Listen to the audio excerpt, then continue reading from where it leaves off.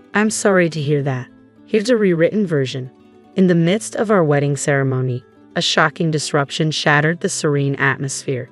My mother-in-law, with an air of audacity, seized the microphone from my father-in-law mid-speech. Her words cut through the air like a blade.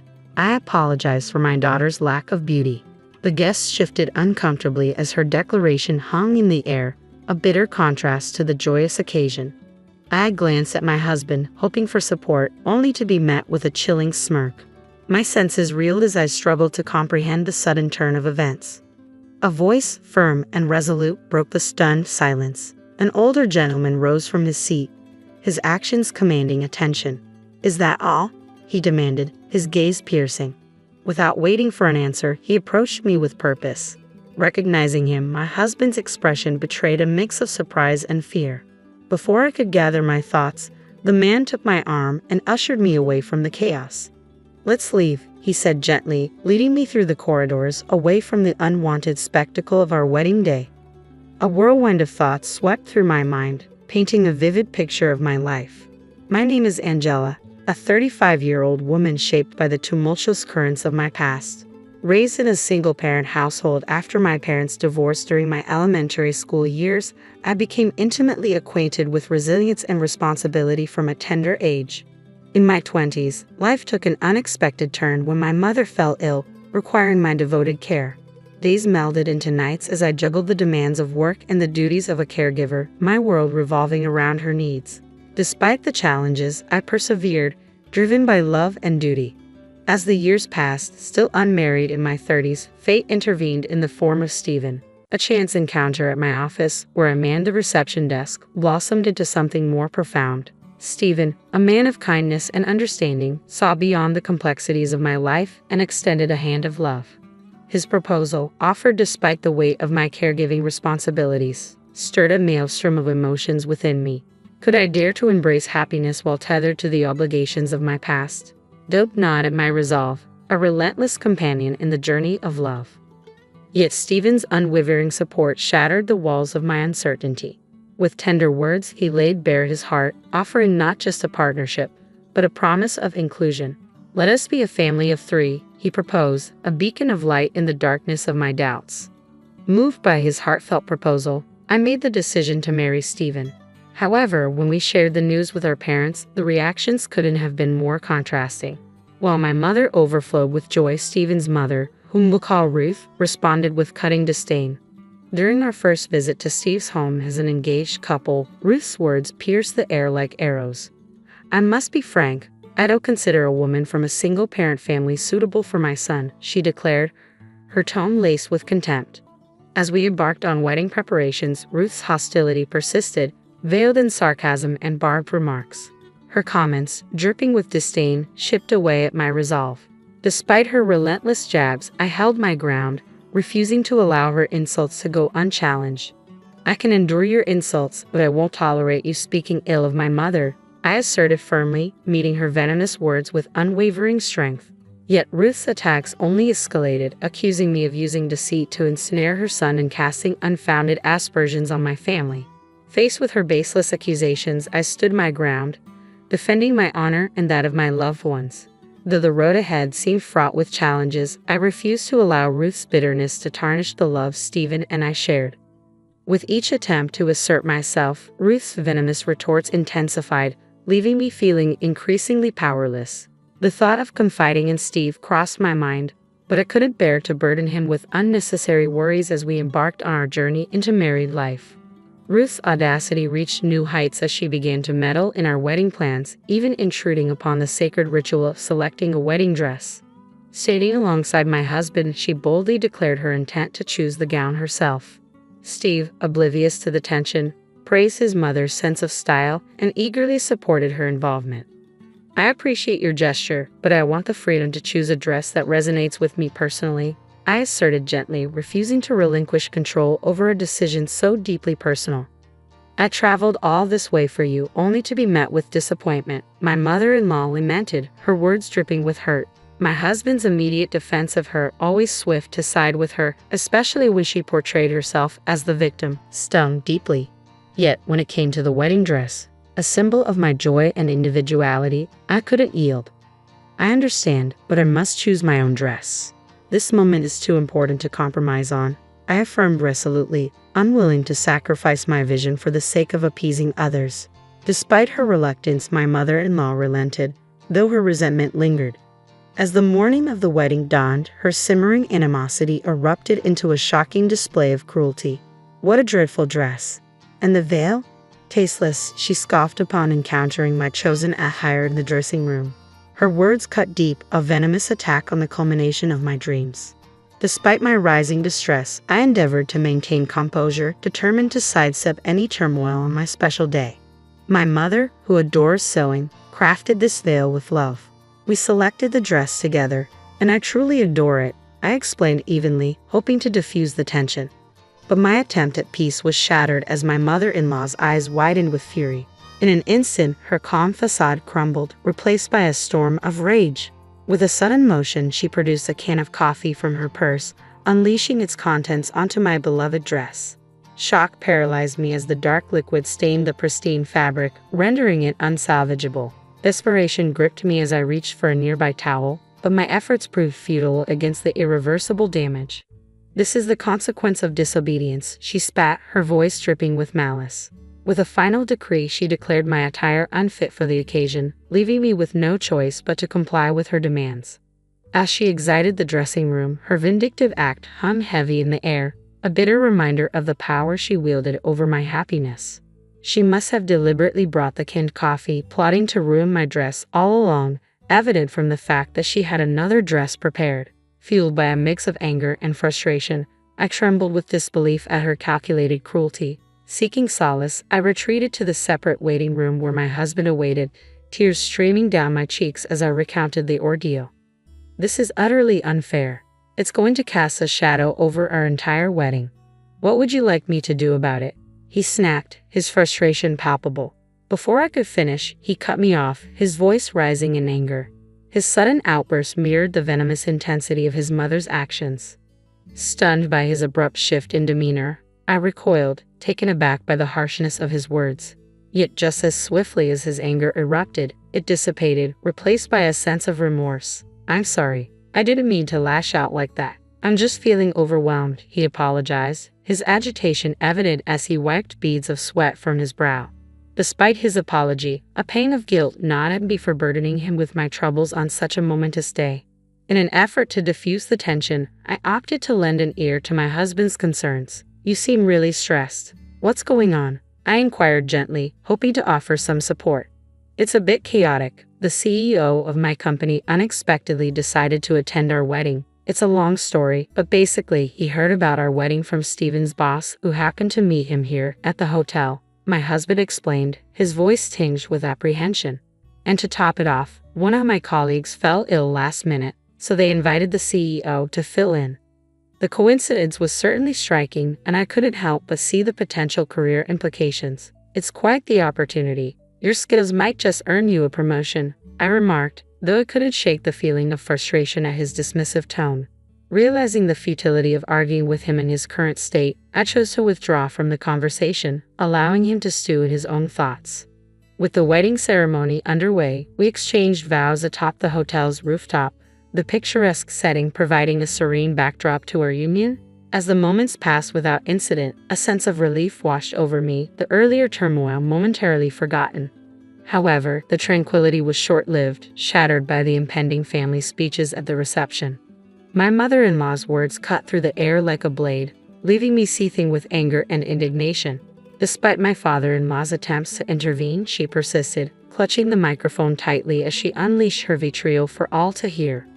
Just as I reached my breaking point, a middle-aged man rose from his seat with determined resolve, striding purposefully towards me. You don't deserve to endure this, he declared, his gaze fixed squarely on my mother-in-law. Without hesitation, he extended a guiding hand, leading me away from the escalating confrontation. My mother-in-law's outrage was palpable as she recoiled at the interruption to her tirade.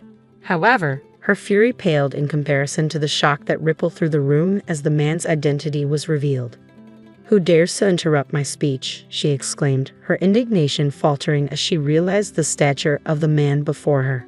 Beside her, Stephen's complexion drained of color as the truth dawned upon him. In a whirlwind of confusion, we hastily retreated from the reception hall, leaving the chaos behind. Sweating profusely and visibly flustered, Stephen struggled to regain his composure as we sought refuge in the relative privacy of the dressing room. "Why is my father here?" I gasped, the revelation sending shockwaves through my already tumultuous world. That's correct. Stephen's company CEO is also my biological father. The dissolution of my parents' marriage stemmed from irreconcilable differences.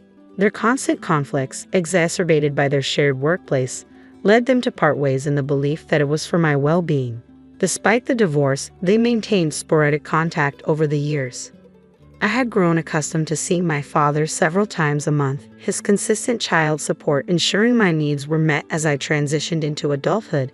Even when my mother fell ill, he remained a steadfast presence, offering support in various forms, fostering a strong bond between us. Yet the revelation of his position as Stephen's boss caught me off guard. "I never knew my father was the CEO of Stephen's company," I murmured, grappling with the unexpected twists of fate. His sudden appearance at my wedding, contrary to his prior commitment to a business engagement, only added to the bewildering turn of events. "Why did you come if you had an important meeting?" I questioned, perplexed by his change in plans. "My meeting concluded earlier than anticipated. I couldn't miss the opportunity to give you this gift in person," he explained, his presence offering a glimmer of solace amidst the chaos. As I made my way to the entrance, I encountered an employee who revealed an unexpected twist. My father was the boss Stephen had mentioned. Learning of the wedding through routine preparations for a gift, my father seized the chance to attend upon discovering a vacant seat due to a last-minute cancellation. "Why didn't you tell me?" I questioned, feeling a mix of surprise and confusion at his secrecy. "After discussing with your mother, we thought it would be a delightful surprise. I never anticipated it would unfold like this," my father confessed, a tinge of sadness clouding his expression. Before I could delve deeper into the matter, the dressing room door swung open, revealing my mother-in-law's ominous presence. Her saccharine tone sent shivers down my spine as she attempted to coerce me back into the fold.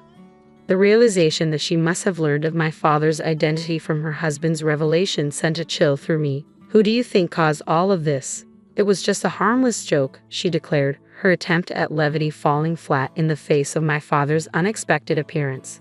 "How dare you make such a tasteless joke at my daughter's expense? It's unforgivable," my father shot back, his indignation mirroring my own. "What? So, it wasn't a jest after all? You genuinely called my daughter ugly?" My father's confrontational tone left my mother-in-law stumbling for words, her feeble attempts at evasion falling flat. In a flurry of urgency, my husband burst into the room, his hurried footsteps echoing in the tense atmosphere. He knelt before my father, seeking to atone for his mother's transgressions. "I apologize for my mother's indiscretion," he implored. "You're apologizing to the wrong person." My father's icy gaze bore down on my husband, his words laced with disappointment and reproach. "Angela, I'm sorry. My mother acted independently," my husband addressed me, his voice tinged with regret. "If that's true, then why didn't you intervene when she insulted me?" I demanded, my shock rendering me immobile. "And your father attempted to intervene," I added, incredulous. "But you seemed content to sit back and watch," I accused, my voice trembling with hurt and betrayal. "You're mistaken. My demeanor was misconstrued. Regardless, the sole responsibility lies with my mother," my husband insisted, his defense ringing hollow in the wake of his mother's egregious behavior. My husband erupted, his accusatory finger aimed squarely at his mother. "Stephen, are you turning against your own mother? We agreed to teach this insolent wife a lesson together, didn't we? Hey, enough with the unnecessary remarks. You said we needed to put this wife, who refuses to let mama have her way with the dress, in her place. Keep quiet." My husband silenced his mother, his hand muffling her protests in a somewhat comical fashion. "Now, care shed some light on this situation?" I prodded, my voice edged with urgency. "No, this was my mother's doing alone. It's for your own benefit, frankly." "At this point, don't you think?" My husband's response faltered as my father interjected, his probing gaze compelling him to speak. "When Angela insisted on choosing her wedding dress, my mother suggested she would become disobedient if not disciplined properly," my husband finally confessed, his tone tinged with reluctance. "What's wrong with choosing my own dress?" Isn't it natural for a wife to heed her mother-in-law's wishes? If you can't even manage that, I feared you might become an obstinate wife who defies her husband in the future. My mother-in-law interjected, her words dripping with disdain. Marriage is a partnership of equals, isn't it? There's no hierarchy. If I can't control you, what's the use of marrying someone on the brink of aging? My husband's admission hung heavy in the air, shattering the illusion of love and commitment. The truth spilled forth. He hadn't chosen me out of affection for who I am, but as a convenient pawn in his game. All his declarations of caring for my mother, of wanting to forge a family together, were they all falsehoods? Of course, you had a tidy sum tucked away, didn't you? I had plans to use that to build a duplex. I envisioned you toiling away like a servant while my mother and I enjoyed our happiness. But now, it's all gone to waste. His words dripped with bitterness, revealing the depths of his deception. Once my husband unleashed his true feelings, there was no reining him in. His desire for control extended to draining our savings, a selfish act that left me reeling in disbelief. His expression shifted from assertive to shocked as he realized the gravity of his words. Wait, no, I didn't mean that. It's over. I can't have a wife who won't spend money or serve me, he stuttered, attempting to backtrack. Stop. I won't tolerate such disrespect, I declared, my resolve firm. I can't marry someone who views me as nothing more than a servant. His composure shattered, my husband paced nervously, grappling with the reality of our crumbling relationship. Then, as if struck by sudden clarity, he proposed a feeble solution. But our wedding is today. We can't call it off now, he reasoned, desperate to salvage the situation. I'll handle the guests and their gifts. Since your mother's actions led to this, you'll cover the expenses, I countered, refusing to shoulder the blame for his family's interference. You can't be serious. This breakup is your fault for overreacting to a single incident with my mom, he retorted, his words dripping with defensiveness. All the hurtful things you've said to me, they're all here, he added, pointing accusingly at me. Retrieving my smartphone from my purse, I pressed play, unleashing a barrage of hurtful words in my mother-in-law's own voice. Poor, ugly, harsh woman. Each insult echoed through the room, a damning testament to her cruelty. When did I record all this? I'm not naive, I declared, my resolve unyielding. I'll be seeking compensation for the emotional distress you've caused. I was merely trying to discipline my daughter-in-law. I've done nothing wrong, my mother-in-law protested weakly. If you won't pay willingly, I'll see you in court. Let's see if you'll repeat those words before a judge. This isn't a laughing matter. Realizing the precariousness of her position, my mother-in-law paled, her defiance crumbling. I'll also be reconsidering your position at the company, I added, turning to address my father-in-law. With this final blow, my husband's facade shattered, his resolve crumbling as he sank to his knees. I'm sorry, Angela. Please forgive me, he pleaded, his voice thick with remorse. That's right, Angela. You're already married. You can't just throw it away so easily. If we work together, we can overcome this obstacle and have a great future together, my husband and mother-in-law pleaded desperately. Shrugging off their attempts at reconciliation, I fixed them with a steely glare. Enough of your deceitful words. You're both despicable, I spat before storming out of the dressing room. Keeping true to my word, I proceeded to dissolve my engagement with Stephen and filed a lawsuit against my mother-in-law for the emotional torment she caused. The financial burden of the failed wedding fell squarely on my ex-husband's shoulders, serving as a harsh reminder of the consequences of his actions. Word of the debacle spread through his workplace, resulting in his ostracization by colleagues. Under my father's directive, he was relocated to a distant branch in Nebraska, effectively demoting him. My ex-mother-in-law faced scorn from her own relatives for sullying their family's reputation with a divorce. Meanwhile, my ex-father-in-law wasted no time in ejecting her from their home. As for me, I redirected my focus to my career, having no desire to entertain the notion of marriage again. Over time, my parents found solace and our family relationships flourished once more with occasional gatherings over dinner. Today, I lead a fulfilling and content life. My name's Emma. Jack and I have a son, Liam, who's 20 and off at college right now. We've been scrimping and saving for years to keep him there, cutting corners, skipping vacations, you name it, all so he could have a shot at something bigger. We live in the house my grandmother left us when she moved into a nursing home. It's large, comfy, but nothing fancy, just feels like home. Jack works at the local hardware store, and I manage the front desk at a doctor's office. We make do, living a no-frills kind of life, and that's just fine by us. It was a Thursday afternoon, sun hanging just right, made you think about calling it a day early. But then Jack's phone rang, cutting through any thoughts of an early weekend. I was chopping carrots, mind half on dinner, half on a list of bills that needed paying, when I heard him answer. "Hello? Mom? Slow down, what's wrong?" His face went white as he listened. I stopped what I was doing, towel in hand, watching him pace. He ended the call, looking shaken. "That was my dad," he said, sinking into the couch like his strings had been cut. "Their business tanked. Bankrupt. They've lost everything, even the house." My heart sank. "Oh, Jack, that's terrible. What are they planning to do?" "They want to come stay with us. Just for a bit," they said, "till they sort something out." I hesitated, thinking about our already tight budget, the quiet order of our life that was about to be upended. "And what did you tell them?" He rubbed his neck, a sure sign he was stressed. "Told them I'd talk to you first. It's your house, Emma. Wouldn't just spring that on you without checking." Jack's parents, Frank and Helen, they weren't the easygoing type. High flyers, used to the good life, and our simple setup was miles from what they were accustomed to. "You know how they are, Jack. This house, it ain't their style." I know. He looked uneasy. "But they're my folks, Em. They're stuck." Thinking of all the times they'd visited, noses turned up at our modest living, it was clear they'd be like fish out of water here. But then, picturing them desperate enough to ask for help, my resolve softened. "All right, they can come. But it's temporary, right? Just till they're back on their feet?" He picked up his phone, dialed, and after a short, muffled exchange, Mom, Emma, and I talked it over. "You can crash here for a bit. But just till you find a place, got it?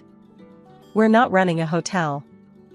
I couldn't hear what was said on the other end, but Jack's tight-lipped, "Yes, Mom, we're clear," gave me the gist. He hung up and exhaled long and hard. "They're thankful, Em. They'll be here next week." Last week, Jack told his folks they could stay with us for a bit. And today, they were moving in. I watched from the porch as two huge trucks rolled up our driveway, and I swear, my heart sank. Jack was out there directing traffic like some parking lot attendant, trying to keep a smile plastered on his face. Frank was the first to barrel out of the car, a big grin on his face, clapping Jack on the back so hard you'd think he'd won the lottery and not just moved into his son's house. "Emma, darling." Helen swept up to me, all perfumed and peppy, planting a kiss on my cheek that felt more like a branding iron. "You're an angel for letting us invade like this." I forced a smile, my eyes darting to the mountain of stuff they were unloading. "It's no problem, Helen." "But, is this all of it?" "Oh, this is just the essentials."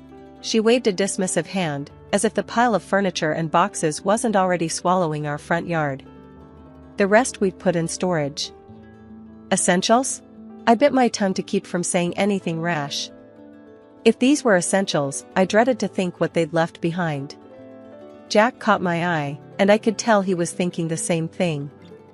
"Let's get this stuff inside then," Jack said, more to himself than anyone else. Frank and Helen directed the movers with the kind of authority you'd think they were moving into a palace, not our modest little home.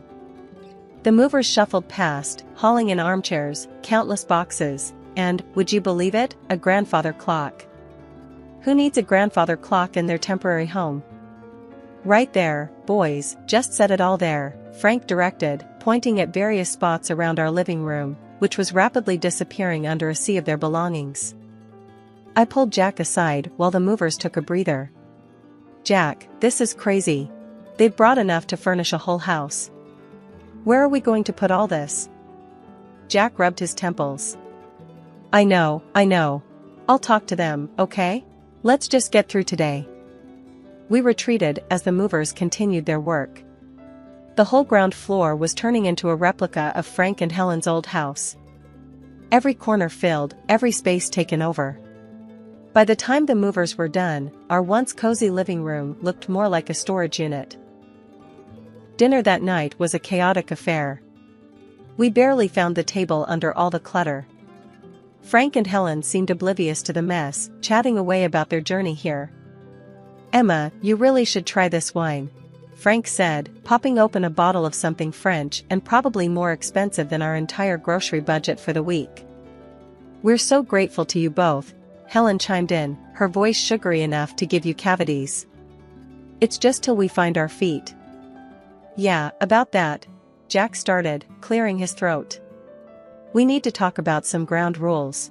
Space is tight, and—" "Oh, don't worry about it, son," Frank waved him off. "We'll manage just fine.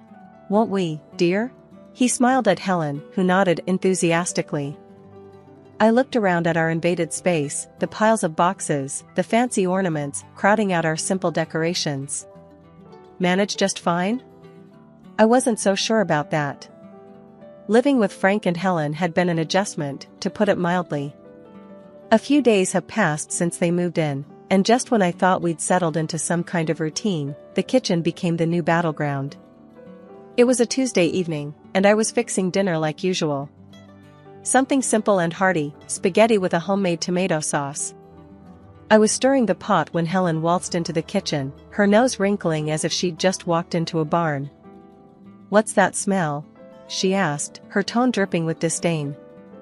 "It's dinner," I replied, keeping my voice as steady as I could manage. "Spaghetti night." "Spaghetti?" she scoffed, peering over my shoulder. "Where's the meat? The fresh herbs? This is what you feed us?" Jack, hearing the commotion, wandered in, drying his hands on a dish towel. "What's the problem?" His mom turned to him with a look that could curdle milk. "The problem, Jack, is that we're expected to eat this." She gestured at the bubbling pot as if it were a cauldron of poison. I took a deep breath, trying not to let her get to me. "It's what we usually eat. We can't afford steaks and fancy meals every night." Jack stepped between us, his face set in hard lines. "Mom, this is Emma's house, and this is what we eat. If you want something else, you're welcome to cook for yourselves." "Oh, we will," Helen retorted, her eyes narrowing. "And we expect you to provide the groceries we require. We're not used to living like this." I'd had enough. "Look, I'm sorry you're used to different, but this is what we can manage. Our budget doesn't stretch to luxuries." Frank, who'd been silent up till then, chimed in, his voice booming. "Then perhaps you need to reevaluate your budget, young lady. We're not animals to feed on scraps." Jack's jaw clenched. "Dad, that's enough. We're doing the best we can." The room was thick with tension, everyone's shoulders up around their ears. Finally, Helen huffed. "Fine. Tomorrow we'll give you a list of what we eat. You can make sure it's here." The next day, true to her word, Helen handed me a list. Marbled beef, fresh seafood, organic this, imported that. I looked at the list, my heart sinking. That evening, we sat down with Frank and Helen, the list between us on the kitchen table. "We expect proper meals, steaks from marbled beef or the finest fish," Frank declared, as if it was the most normal request in the world. Jack and I exchanged shocked looks. "We can't swing that," he said, his voice firm but weary. "That's just not in our budget." Their response was swift and harsh. "Lazy, both of you," Helen snapped. "Can't even provide a decent meal." In the end, feeling cornered, I caved to their demands. I started buying only the highest quality products for them, while Jack and I got by on fast food, just to save costs. A month later, I sat down to crunch the numbers, and my heart nearly stopped. Our food expenses had doubled. And to top it off, Helen's daily luxurious baths had sent our water bill through the roof. Dinner had become a battlefield, but tonight was different. Frank and Helen were digging into some lavish dishes they'd insisted on buying, marbled steaks and imported fish. Meanwhile, Jack and I sat across from them, our plates filled with the simple pasta we could afford. The disparity wasn't just on our plates, it was drawing a deeper line between us every day. As they savored another bite of their expensive meals, I couldn't hold back any longer. "This has got to stop," I said, the words heavy in the air. Helen looked up, her fork halfway to her mouth. "What are you talking about now? We can't keep living like this. Eating separately, different meals, it's ridiculous. From now on, everyone in this house eats the same. And we're sticking to what we can afford." Frank laughed, a harsh sound that grated on my nerves. "You expect us to eat that slop?" "It's not slop, it's dinner. It's what we eat," I shot back, my patience fraying. The laughter vanished from Frank's face, replaced by a scowl. Helen chimed in, her tone sharp and accusing. "How can you be so greedy and lazy? Cooking decent food isn't that hard." They both turned to Jack, their expressions full of expectation. "You're going to let her talk to us like this? In your own house?" That was the last straw. Jack's hand slammed down on the table, making the plates jump. "First off, this is Emma's house. And you will treat her with respect." The impact of his words hit hard. Helen's eyes filled with tears, her voice quivering. "I never expected you to raise your voice at me, your own mother." Frank's anger boiled over as he stood, pointing an accusing finger at Jack. "Look at you, henpecked and dancing to her tune. Is this what you've become?" I stood my ground, though my heart was pounding. "Enough. This conversation is over. From today, no more expensive steaks or fish. We eat the same, all of us." Their looks could have frozen the room. For a moment, no one moved, then, without a word, Frank and Helen pushed back from the table and left. Jack and I sat back down, the silence hanging heavy between us. He reached for my hand, squeezing it tight. "I'm sorry it had to come to this." "I am too," I replied, feeling the weight of the evening settle around us. "But it's the right thing. We can't live like this." After the big blow-up at dinner, things cooled down, but only on the surface. Frank and Helen were quieter, sure, but there was a slyness to their silence that put me on edge. I had a feeling they weren't going to take the new house rules lying down, and I was right. It started subtly. A few days later, I was cleaning up after a lunch of sandwiches when the doorbell rang.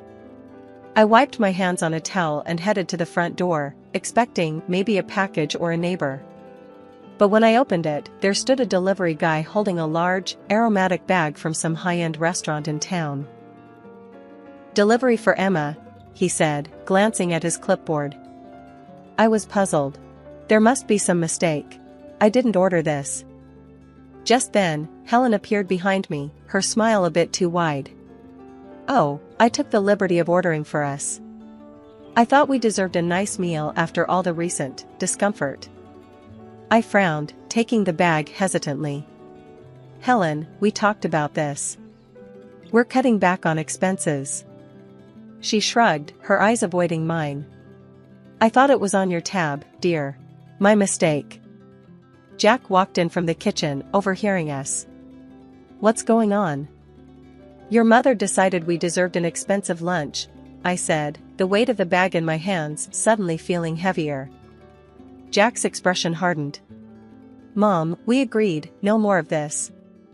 Frank stepped into the hallway, his voice booming. "What's a little lunch going to hurt? You can't expect us to live like monks forever."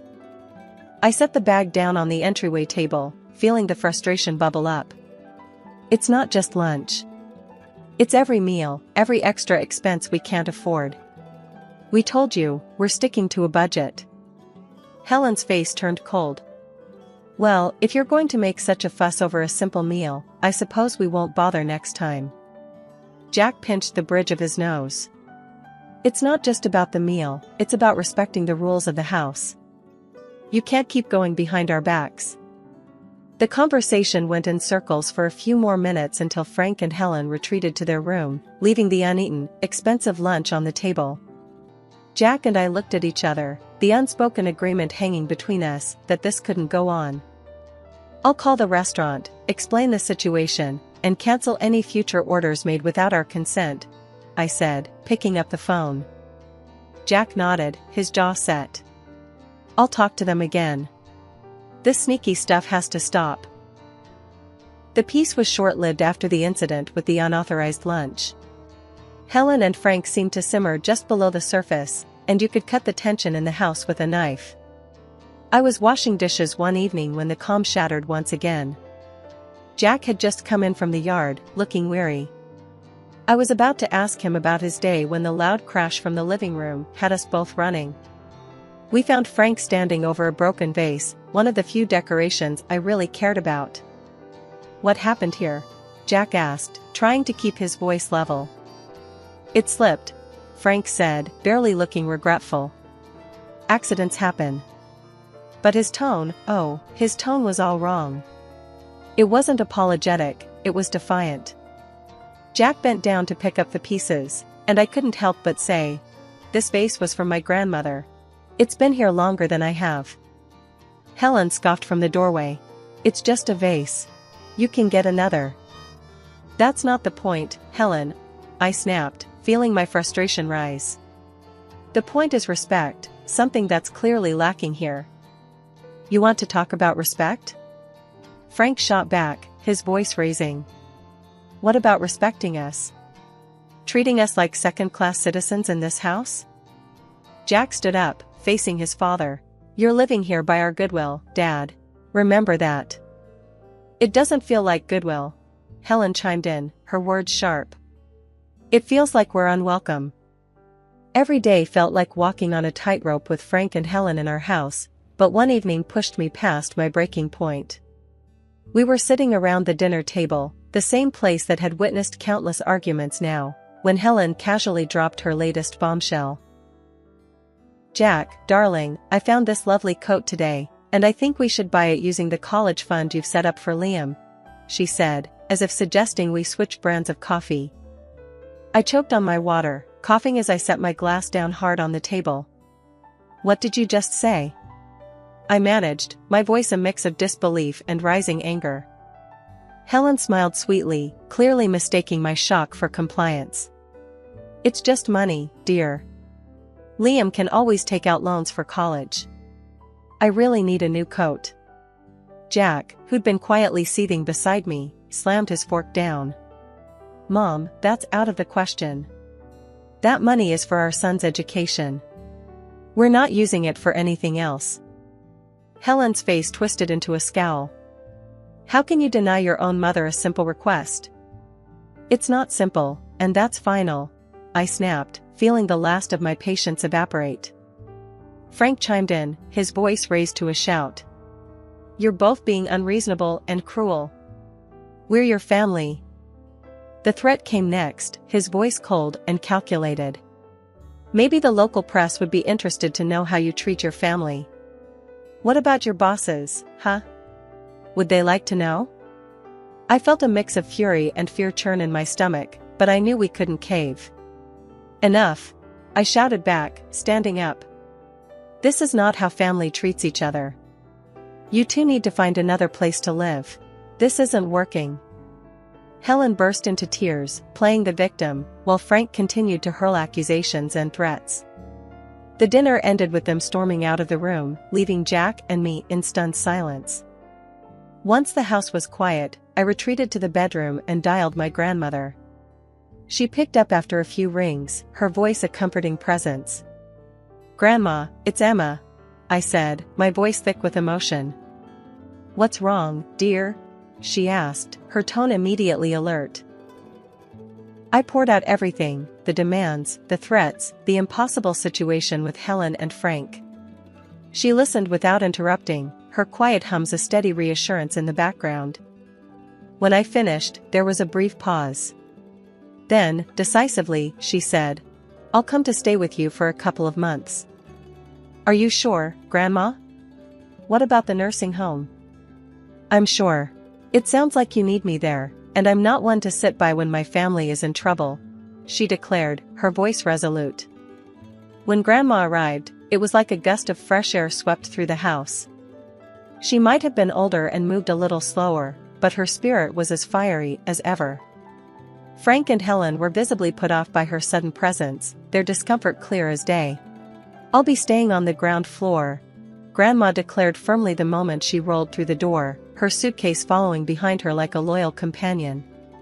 "I expect some things will need to be moved." Frank tried to mask his irritation with a forced smile. "Of course, we'll make you comfortable. Won't we, Helen?" Helen nodded stiffly, her eyes darting around, probably calculating what they'd need to shift or hide away. I couldn't help but feel a surge of relief. Finally, someone was putting them in their place. As soon as the movers finished rearranging the furniture to make room for Grandma, she called a family meeting in the living room. "Now, I've heard quite a bit from Emma about what's been going on here, and I'm not pleased," she began, her tone stern, cutting through any pretense of pleasantries. Frank opened his mouth to protest, but Grandma raised her hand, silencing him. "I'm not done. This house is still mine, technically. And while I've allowed Emma and Jack to live here without rent, that doesn't extend to you too." The blood drained from Helen's face. "You want us to pay rent?" she sputtered. "Yes, I do. $4,000 a month," Grandma stated flatly. "That's outrageous," Frank exclaimed, standing up from his chair.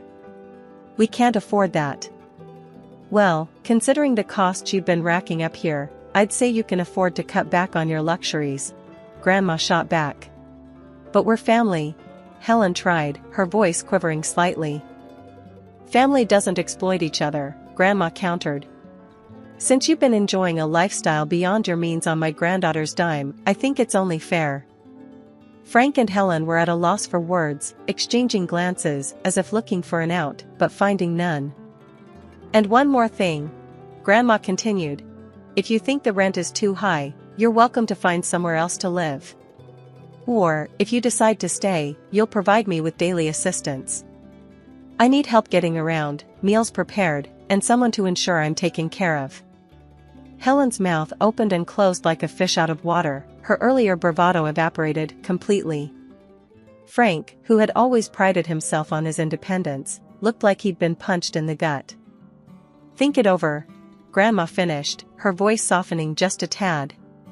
"I'll need your answer by tomorrow morning." As they retreated to their room, presumably to discuss their limited options, Grandma turned to us, her expression softening.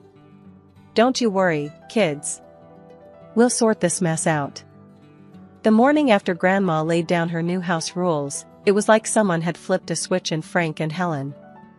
I walked into the kitchen to find them packing their things, a pile of boxes already forming at the door. "We've decided to move out," Frank announced, not looking up from the box he was sealing. "We found a small apartment. We'll take our things and go." Helen was quieter, busily stuffing things into bags, her movements sharp and quick.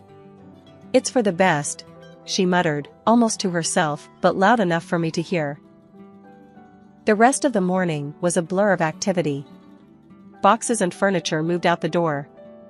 Jack helped, more out of a sense of duty than anything else.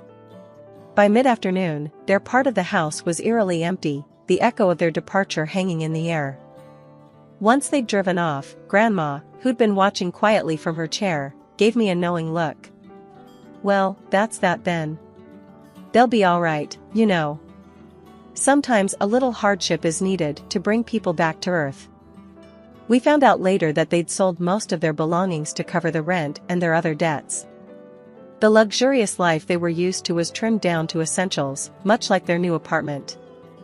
Grandma stayed with us for 2 more weeks, a comforting presence in the house. But eventually, she decided it was time to return to her nursing home. Driving her back to the nursing home, I felt a mix of sadness and relief. "Thanks for everything, Grandma. We couldn't have managed without you." She waved off my thanks with a chuckle. "Oh, nonsense. You're stronger than you think. Just remember to stand up for yourselves. No one else will do it for you." I hugged her goodbye, promising to visit soon. When I got home, the house seemed bigger, quieter. That night, we sat on our porch, the evening air cool and pleasant. Life had thrown us a curveball, but we had caught it, dealt with it, and were ready to move on. Whatever came next, we knew we could handle it together, with or without anyone else's approval. Hey everyone, I'm Eleanor. I've hit 67 this year, and just as I thought I'd start relaxing, life tossed me another curveball.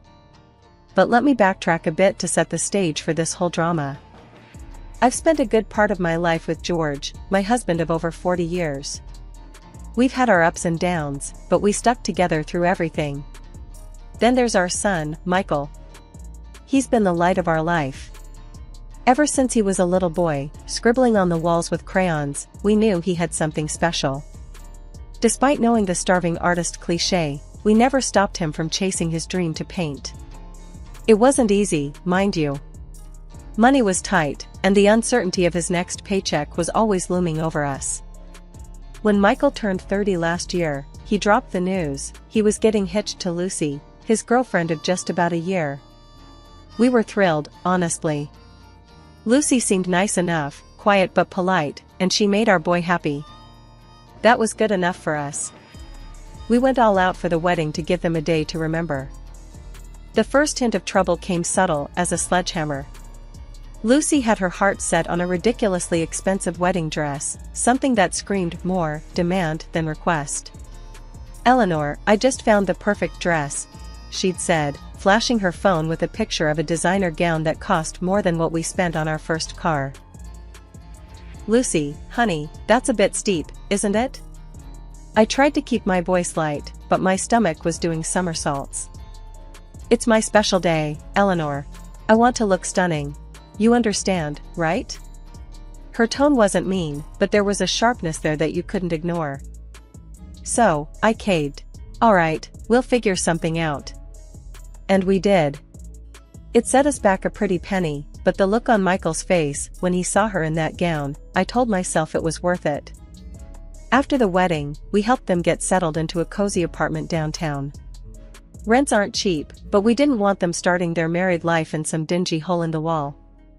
I remember that morning clearly. The sun was shining, but not too hot, a perfect spring day. George and I were in the middle of enjoying our second cup of coffee when Michael called. He sounded more excited than usual, and I knew immediately something big was up. "Mom, Lucy and I have some news," Michael blurted out before I even had a chance to say a proper hello. "What's the good word, son?" I asked, my heart starting to race a bit. George put down his newspaper, giving me a look that said he was thinking the same thing I was. "We're going to have a baby," Michael announced. You could hear the smile in his voice. It was one of those moments that just fills a room with joy, even through a phone line. "Oh, Michael, that's wonderful news," I exclaimed. George was grinning from ear to ear, nodding in agreement as if Michael could see him. "Thanks, Mom. We wanted you to know first. We're telling Lucy's parents tonight." I turned to George, mouthing, "We're going to be grandparents." And he just chuckled, shaking his head in happy disbelief. That afternoon, I decided to visit Michael and Lucy to congratulate them in person and maybe talk about how we could help out. When I got there, Lucy was sitting on the couch, looking a bit pale but happy. "Congratulations, dear," I said, giving her a gentle hug. "You okay? You look a bit tired." "Thanks, Eleanor. Yeah, just a bit of morning sickness, nothing major," Lucy replied, managing a small smile. "That's normal, honey. Anything you need, just let me know," I offered, feeling that rush of excitement about being a grandma. "Actually, since you mentioned it," Lucy started, hesitating a bit. "I was wondering if you could help out around here sometimes? With the baby coming, things are going to get a bit hectic." "Of course, dear. You know I'm here for whatever you need. Cleaning, cooking, you name it," I said, eager to be involved.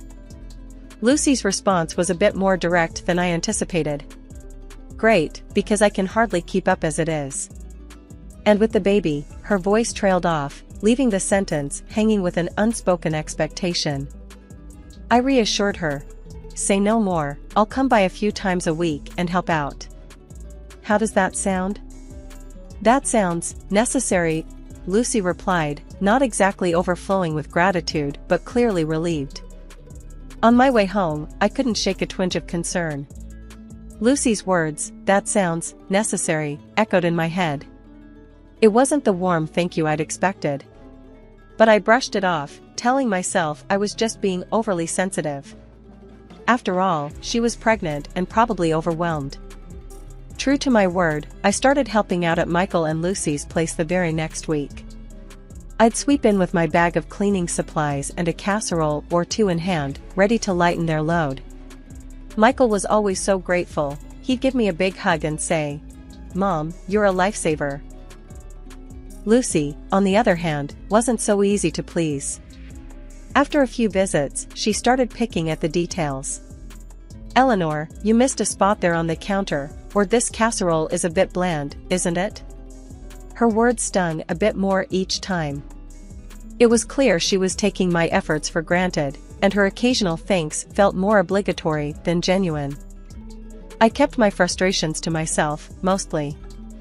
After all, I was there for my son and my future grandchild, not for praise. But it was hard not to feel a bit used when even your best efforts are met with criticism instead of appreciation.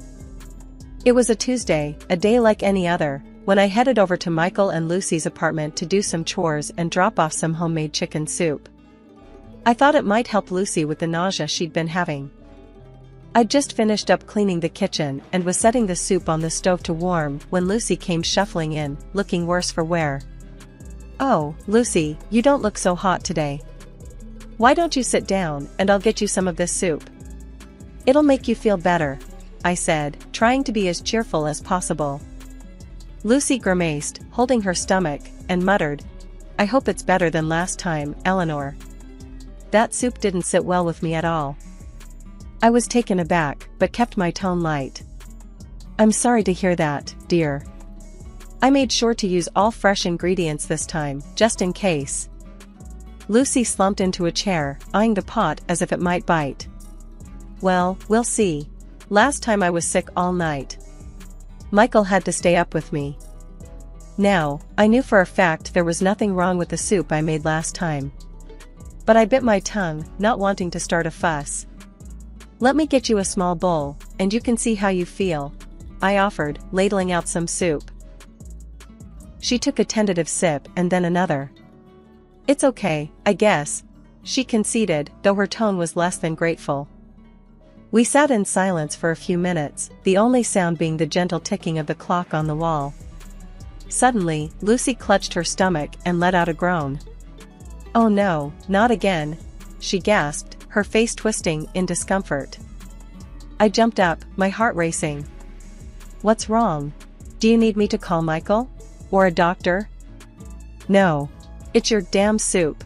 It's making me sick again," she shouted, pushing the bowl away so forcefully it nearly toppled off the table. I felt a flash of anger, but swallowed it down.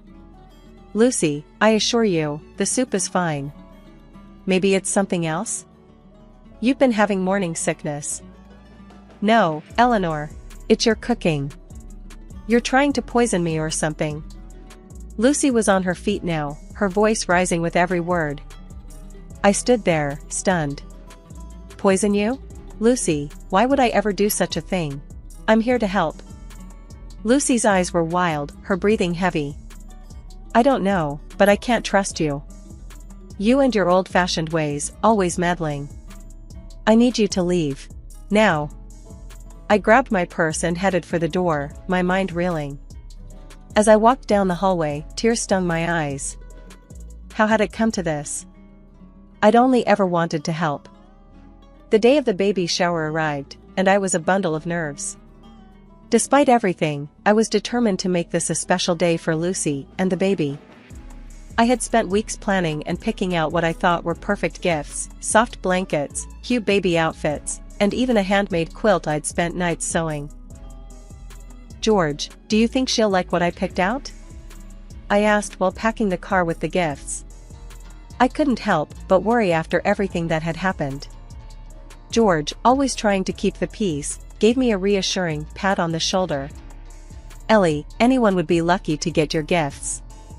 They're from the heart. Don't fret." We arrived early to help set up. The venue was a pretty little hall decked out with balloons and banners proclaiming, "It's a boy." Michael greeted us at the door, his face lighting up when he saw the pile of gifts we brought in. Lucy was already there, fluttering around and directing decorations with a few of her friends. She seemed in good spirits, which eased some of my tension. "Hi Lucy, need a hand with anything?" I offered, hoping to break the ice a little. She glanced over, a quick once-over that didn't quite hide her impatience. "No, thanks, Eleanor. We've got it all under control. Just enjoy the party," she said, a bit dismissively. Finally, the time came. Lucy sat down, a mountain of gifts around her, and the room quieted down. She started with ours, probably out of courtesy since we were the grandparents. She unwrapped the first package, pulling out the handmade quilt. I held my breath, watching her face for any sign of approval. "Oh, this is quaint. Thanks, Eleanor," she said, the word quaint hanging awkwardly in the air. The room was silent for a moment, then filled with polite applause. My heart sank a bit, but I kept my smile. "You're welcome, dear. I made it myself, thought the baby might like it." The next gift from us was opened, a set of baby clothes. Lucy's reaction was more of the same. "Cute," she said flatly, barely glancing at them before setting them aside. By the time she got to the last one, the blankets, my hopes weren't high. "Oh, more homemade stuff. Right, thanks." Her words stung, and I felt my cheeks burn.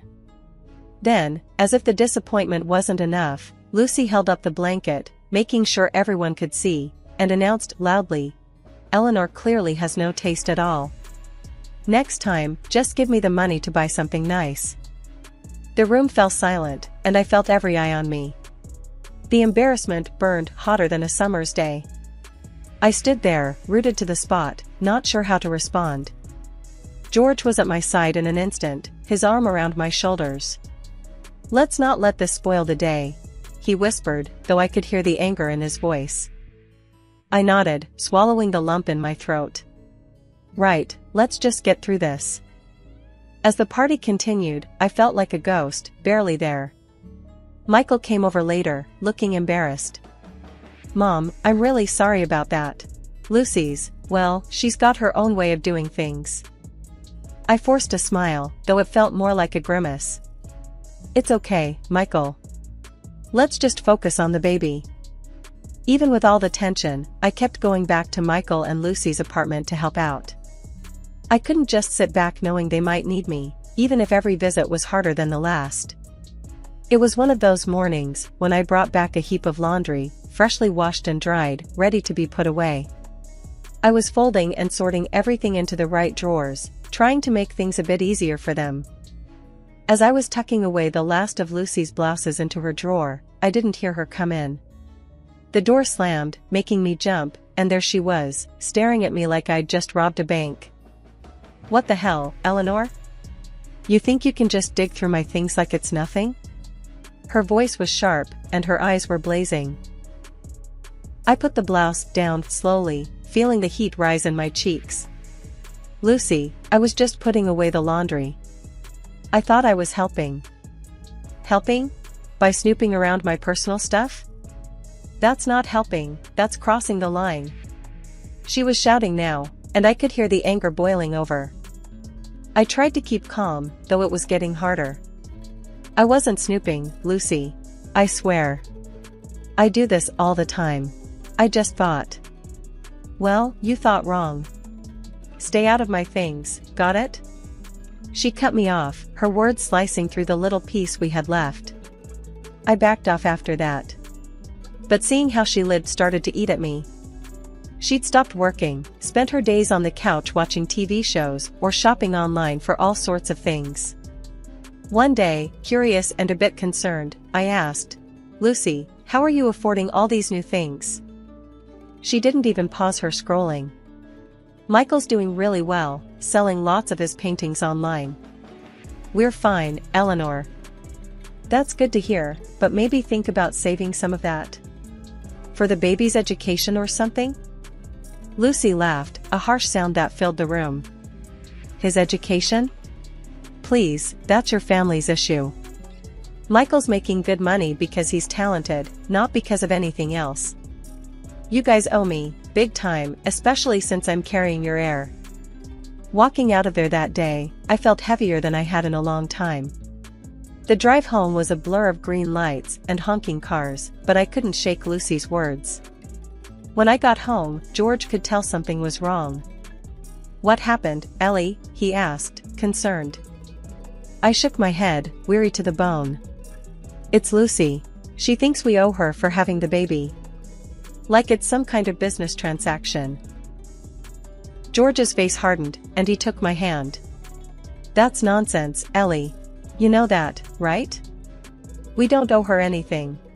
I nodded, trying to muster a smile. "I know, but it doesn't feel great hearing that from your daughter-in-law."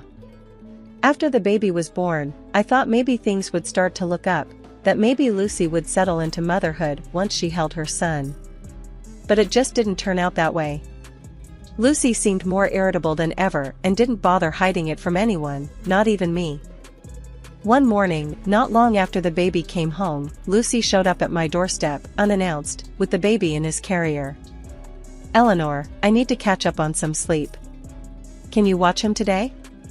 Maybe your place is quieter," she said, her voice edged with exhaustion. I was worried but agreed. "Of course, Lucy. Go get some rest. We'll be fine here." I thought maybe it was just new mother fatigue, but it became a pattern.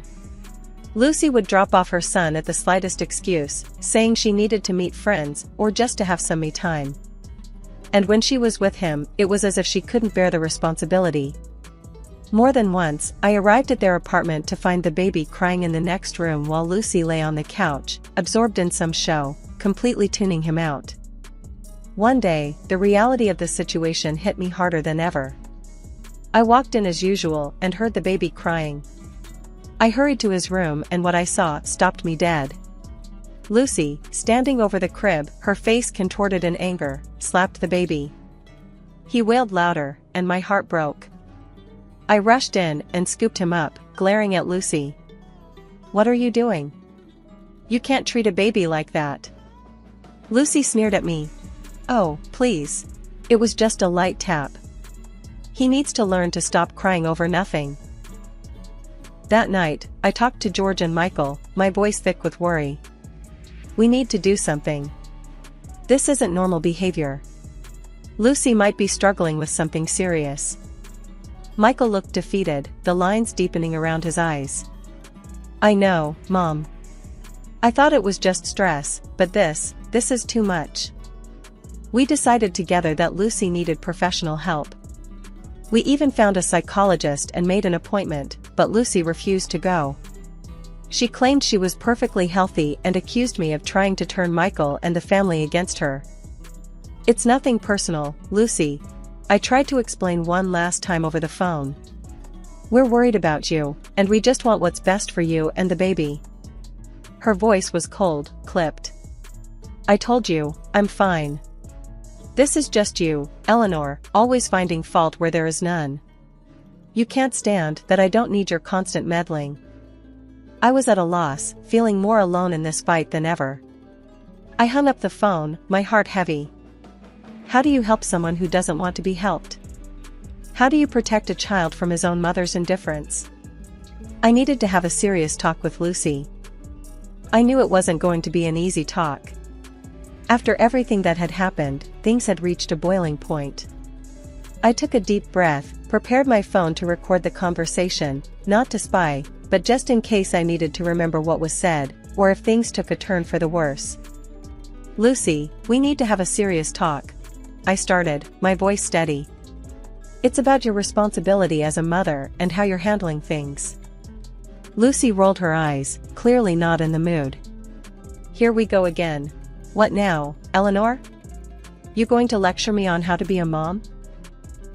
"It's not just about being a mom. It's about what's right for the baby. You can't keep threatening to cut us off from him every time something doesn't go your way," I said, trying to keep the frustration from my voice. That's when she snapped. Oh, so it's like that, huh?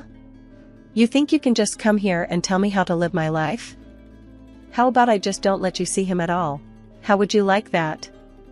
Her words were sharp, and she pulled out her phone, dialing Michael. With tears in her voice, she began, "Michael, you need to hear this. Your mother just hit me and she tried to take your son away from me." My heart stopped. "Lucy, that's not true. Why are you saying that?" She ignored me, continuing her tearful tale to Michael. "You need to do something, or me and the baby are leaving. You need to choose, Michael. It's me and your son or them." I was in shock, barely processing what was happening as I heard Michael's confused voice trying to calm things down, suggesting they talk later. Lucy hung up, a smug look on her face. "See? You'll never see them again if you don't do what I say. Give me $100,000, or it's over." I was stunned into silence. This wasn't just a threat, it was outright blackmail. Before I could gather my thoughts, the baby started crying from the other room. Instead of tending to him, Lucy shouted at him to shut up and refused to change his diaper. That was it. The last straw. I couldn't take it anymore. "This is wrong, Lucy. You can't do this. It's not right," I said, my voice quivering with anger and despair. "Oh, just shut up and leave if you don't want to help," she snapped back. I left the apartment, my heart breaking with every step. What had just happened? How had things gotten so out of control? That evening, the phone rang. It was Michael, his voice heavy with sadness. "Mom, I'm so sorry, but Lucy's made up her mind. She says it's best if you don't come around anymore. I don't know what else to do." In the background, I could hear Lucy's angry shouts, declaring they were cutting all ties with us. It felt like a nightmare. I hung up the phone, numb. If that's what they wanted, then maybe it was best to let them see the reality of their decisions on their own. I told myself that I had done everything I could. From that day, I stopped all financial support. No more paying for their apartment, no more money for groceries or baby care. It was one of the hardest decisions I've ever had to make, but I needed them to face the consequences of their actions without us to fall back on. 2 months of silence had passed before Michael and Lucy unexpectedly showed up at my doorstep. The look on their faces was grim, and Lucy didn't waste any time. As soon as I opened the door, she demanded, "You need to start paying the apartment rent again. Michael's paintings aren't selling, and we're in trouble." Once we were all seated, with George beside me for support, I addressed them both firmly. "We're not going to continue paying for your apartment. You both decided to cut ties, remember?" Lucy looked shocked, perhaps not expecting this stance. Michael's eyes were downcast, he seemed embarrassed. "And there's more," I continued, feeling a mix of anger and relief at finally speaking my mind. "I've been managing the online sales of Michael's paintings. I'm stopping that as well. It's time for you both to take full responsibility." Lucy's face hardened. "You can't do this to us. We have nothing without your help." "That was your choice when you decided to push us away," I replied. "Also, I'm going to seek legal advice about the custody of my grandson. Your behavior has been completely out of line, Lucy." That's when I turned on the recording on my phone that captured one of our last conversations, where Lucy had demanded $100,000 from me. I played it aloud. George and Michael listened, horror growing on Michael's face as the reality of Lucy's actions sank in. After the recording ended, Michael finally looked up, his decision clear. "Lucy, this is over. I want a divorce. I can't do this anymore. I don't want to live under the same roof with someone who treats my family like this." She stormed out, cursing as she went, standing in the rain in the parking lot, yelling back at us. It was a heartbreaking scene, but there was also a sense of justice in seeing her true colors revealed so clearly. In the following weeks, Michael followed through with the divorce and took steps to ensure his son's safety. Lucy was eventually deprived of her parental rights due to her unstable behavior, and she moved to another city. Once the dust had settled, I invited Michael and my grandson to move back in with us. Our home became a place of healing and new beginnings. Michael soon organized an exhibition at a private art gallery. To everyone's delight, it was a tremendous success. His art, reflecting deep emotions and a journey through personal turmoil, resonated with many.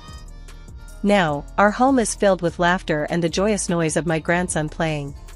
I spend every possible moment with my grandson, teaching him, loving him, ensuring he feels the security that was momentarily threatened. My life was pretty straightforward until Jake came along. I was a fitness trainer at a local gym, spending my days helping folks shape up, which kept me busy enough not to dwell on the lack of drama in my personal life.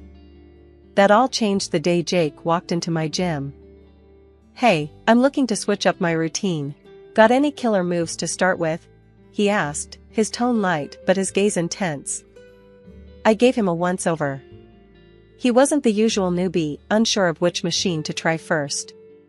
No, he looked like he knew his way around a gym but was here for something more. "Sure," I replied, leading him to a set of weights. "Let's see what you've got." That first session turned into a week, then a month, and our casual chats grew longer and more personal.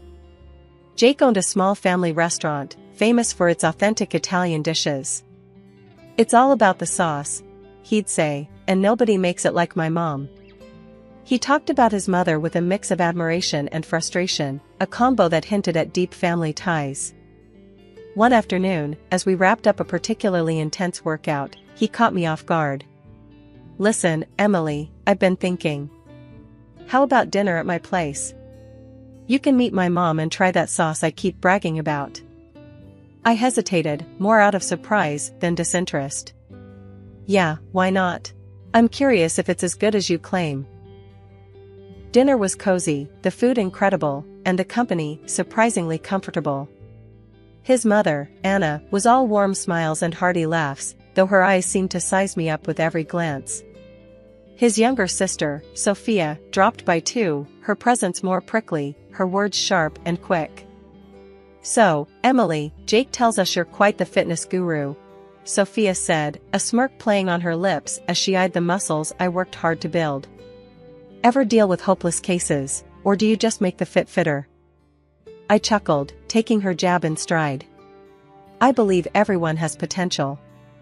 It's all about finding the right motivation."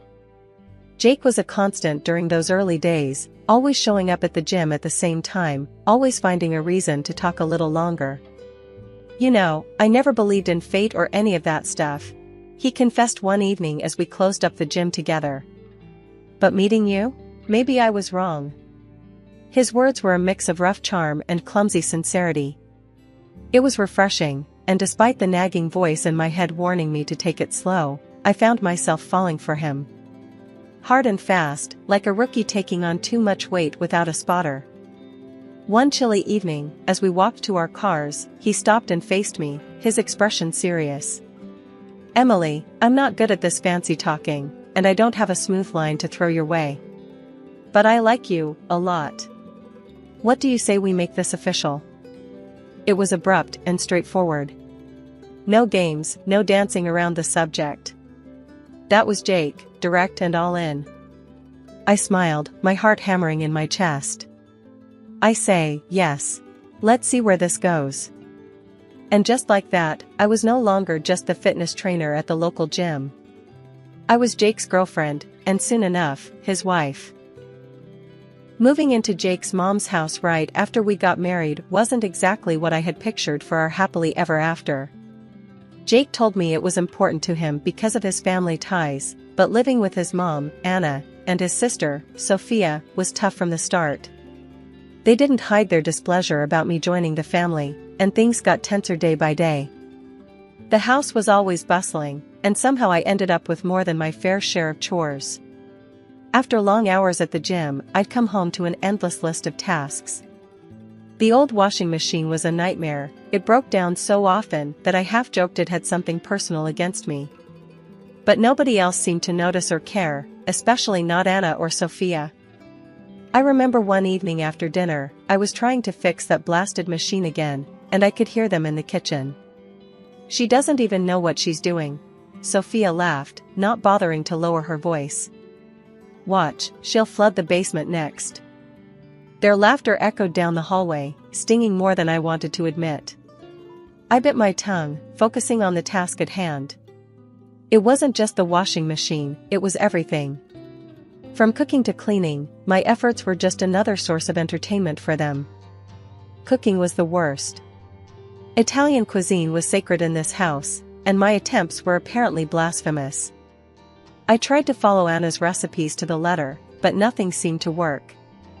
One night, as I struggled with a supposedly simple pasta dish, Sophia hovered in the doorway. "Is that supposed to look like that?" she asked, a smirk playing on her lips. "It's nothing like Mom's." I gritted my teeth, stirring the sauce that just wouldn't thicken.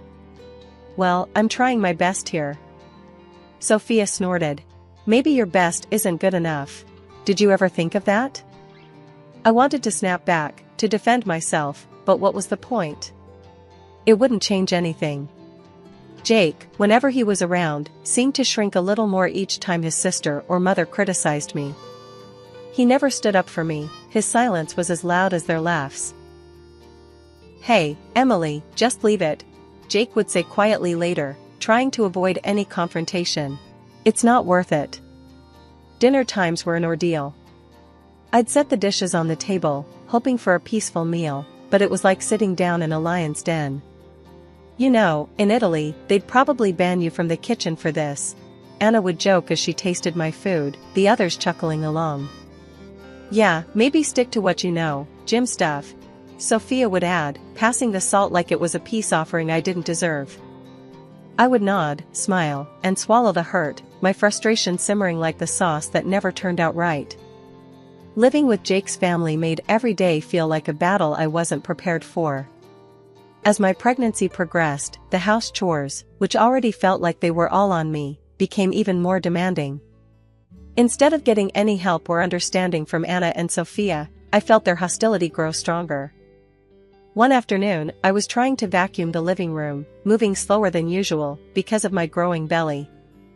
Anna walked in, watched me for a moment, and then let out a sigh that seemed to carry all her disapproval. "Emily, you missed a spot over there. And look at how slow you're moving. This house is going to fall apart at this rate," she said, pointing at a corner I hadn't gotten to yet. I straightened up, feeling the strain in my back. "I'm doing the best I can, Anna. It's a bit harder with the baby." She just sked and shook her head. "In my time, we didn't let a little thing like pregnancy slow us down. You need to toughen up." The lack of sympathy stung, and I bit my tongue to keep from snapping back. Sophia was no better. Later that day, as I was folding laundry, she came into the room and started flipping through the clothes I had just stacked neatly. "You do know these aren't folded right, don't you? They should be able to stand up on their own, like how Mom taught us. Here, let me show you." Again. She tossed the shirt she was holding back onto the pile, messing up what I had done. As she refolded the same shirt with sharp, practiced movements, I felt my frustration rise. "Sophia, I appreciate the lesson, but I've folded clothes before. I'm not an idiot." She just raised her eyebrows, a cold smile playing on her lips. Could have fooled me. But hey, if you're okay with being mediocre, who am I to argue? Her words felt like a slap, and for a moment, I just stood there, watching her make my efforts seem pointless. It was the same with cooking. Every meal I attempted was met with criticism or outright laughter, especially if I tried to make anything Italian. One evening, I decided to try again, making a simple pasta dish I thought I had mastered. I was stirring the pot when Sophia walked into the kitchen. "What's that supposed to be?" she asked, peering into the pot with a skeptical look. "It's spaghetti carbonara. I thought it might be nice for dinner," I said, hoping for a change in her usual harsh tone. She took a fork, twirled some pasta onto it, and tasted it with an exaggerated expression of disgust. "Nice? This is what you call nice? I wouldn't feed this to the dog. It's all wrong." I slammed the pot's lid down a little harder than necessary. Well, it's what's for dinner, so if you don't like it, you're welcome to make something else. The tension in the house grew every day, and Jake's absence didn't help. He was always at the restaurant, always busy, and when he was home, he avoided any conflict. Whenever I tried to talk to him about how his sister and mother were treating me, he'd just sigh and say something like, "I know it's tough, Emily, but try to hang in there. They'll warm up to you eventually. Just give it time." After giving birth to my son, I hoped things might get better, but the reality was just the opposite. I had gained a good amount of weight during pregnancy, which became the new source of their mockery.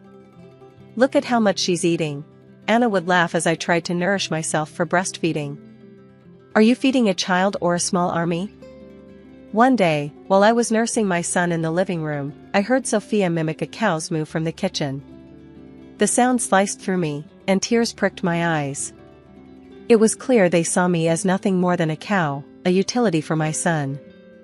I reached my breaking point after the mocking, and the cold treatment at home became too much. I needed something for myself, a space where I wasn't just the criticized daughter-in-law or the underappreciated wife. That's when I decided to start my own YouTube channel and Instagram page. One morning, while Jake was at the restaurant and Sophia was out shopping, I set up my old camera in the corner of our cramped guest room, my new makeshift gym. "I'm doing this," I muttered to myself, adjusting the angle. "For me, not for them." I started recording simple workout videos, ones that could be done at home, especially appealing to moms like me who couldn't always hit the gym.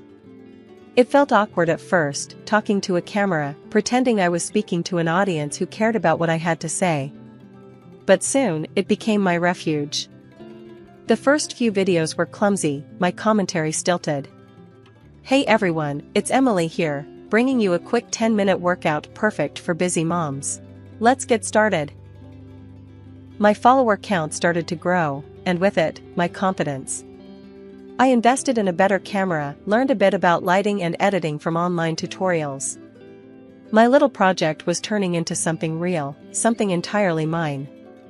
One afternoon, I was recording a new video, a low-impact cardio sequence, when Sophia barged into the room. "What the hell are you doing?" she snapped, her eyes darting from the camera to me. "You turning our home into your personal TV show now?" I paused the recording, my heart pounding not from the exercise, but from the confrontation. "Yes, I am actually. It's something important to me. I need something of my own, Sophia." She scoffed, looking around with disdain. "You think you're some kind of star? Please, get over yourself, Emily." The words hurt, but I was getting better at handling her barbs. "Well, it's not like I have your approval for anything else around here. I might as well do one thing I enjoy." Sophia rolled her eyes and stormed out, but I didn't stop the camera for long. I resumed my session, my voice stronger than before. As my digital presence grew, so did the opportunities. Brands started reaching out to me, offering to send free products for me to use in my videos. Then came the offers for sponsored posts. The first time a brand offered me money to feature their product, I was in disbelief. "I can't believe they're paying me for this," I said to Jake over dinner one night, trying to share my excitement. "That's great, Emily," he said, though his tone was distracted, his mind on his restaurant troubles. "Just keep it quiet, okay? Mom and Sophia don't need to know about this." As I turned back to the dishes, a notification pinged on my phone. Another comment, another follower, another step away from the disdain and towards something beautifully ordinary, but all mine. "You're doing amazing, Emily. Thanks for sharing your journey," the comment read. My channel wasn't just a hobby anymore, it was a budding business, pulling in more cash than Jake's struggling restaurant. Soon, I was handing him $2,000 a month to cover the house bills, making it look like his contribution. Despite my success, Anna and Sophia still treated me like a freeloader. "She does nothing around here, just prances about making her silly videos," Anna would snipe when she thought I was out of earshot. Sophia was no better, echoing her mother's sentiments and adding her own barbs about how I should be doing more housework like a real woman. Then Jake's restaurant hit a rough patch. He came to me, looking more worn than I'd seen him in months. The restaurant needs a cash injection badly. Can you help out? His eyes were pleading. I didn't hesitate, transferring $10,000 for what he called urgent developments. He was thankful, genuinely so, but it wasn't long before he was asking for more. Just another $5,000 for the bills this month, he said softly, almost ashamed. I agreed, because I could afford it, and because he was still the father of my son, who he absolutely adored. But deep down, I felt the imbalance growing, not just in our finances, but in our relationship too. Life at Jake's family home was always strained, but it turned unbearable when Sophia got married and brought her husband, Mark, to live with us. The house was packed, and any semblance of privacy or peace I had carved out for myself and my son vanished overnight. Anna, never one to mince words, started calling me lazy and a parasite right to my face. You do nothing around here, she'd snap as I tried to manage my online work while keeping an eye on my son. Just taking up space. It didn't help that Sophia was now expecting her first child, and Anna made it clear they needed more room, implying that my son and I were in the way. Soon, there'll be another baby in the house, and we can't have freeloaders taking up space, Anna declared one evening, her eyes darting pointedly in my direction. The atmosphere grew colder, and then, as if things couldn't get any worse, Jake announced he had to leave town for a few weeks to handle some urgent matters with his restaurant in another city. He packed up and left, kissing me and our son goodbye, oblivious to the storm he was leaving behind. I tried to keep things normal, taking my son to school and continuing with my videos in the park. But the day everything truly fell apart was like any other until it wasn't. After picking up my son from school, we walked back home, chatting about his day, only to find our belongings, suitcases, bags of clothes, and even my son's toys, piled up outside the front door. Confused and heartbroken, I rang the doorbell, only to be greeted by the cold faces of Anna and Sophia through the window. They opened the door just a crack, enough to speak, but not enough to let us in. You need to find somewhere else to stay, Anna said, her voice harsh and unwavering. What are you talking about? What about Jake? What will I tell him? I demanded, my voice rising in panic and anger. Sophia laughed, a cruel, cutting sound. Tell him whatever you want. He's not here to care, is he?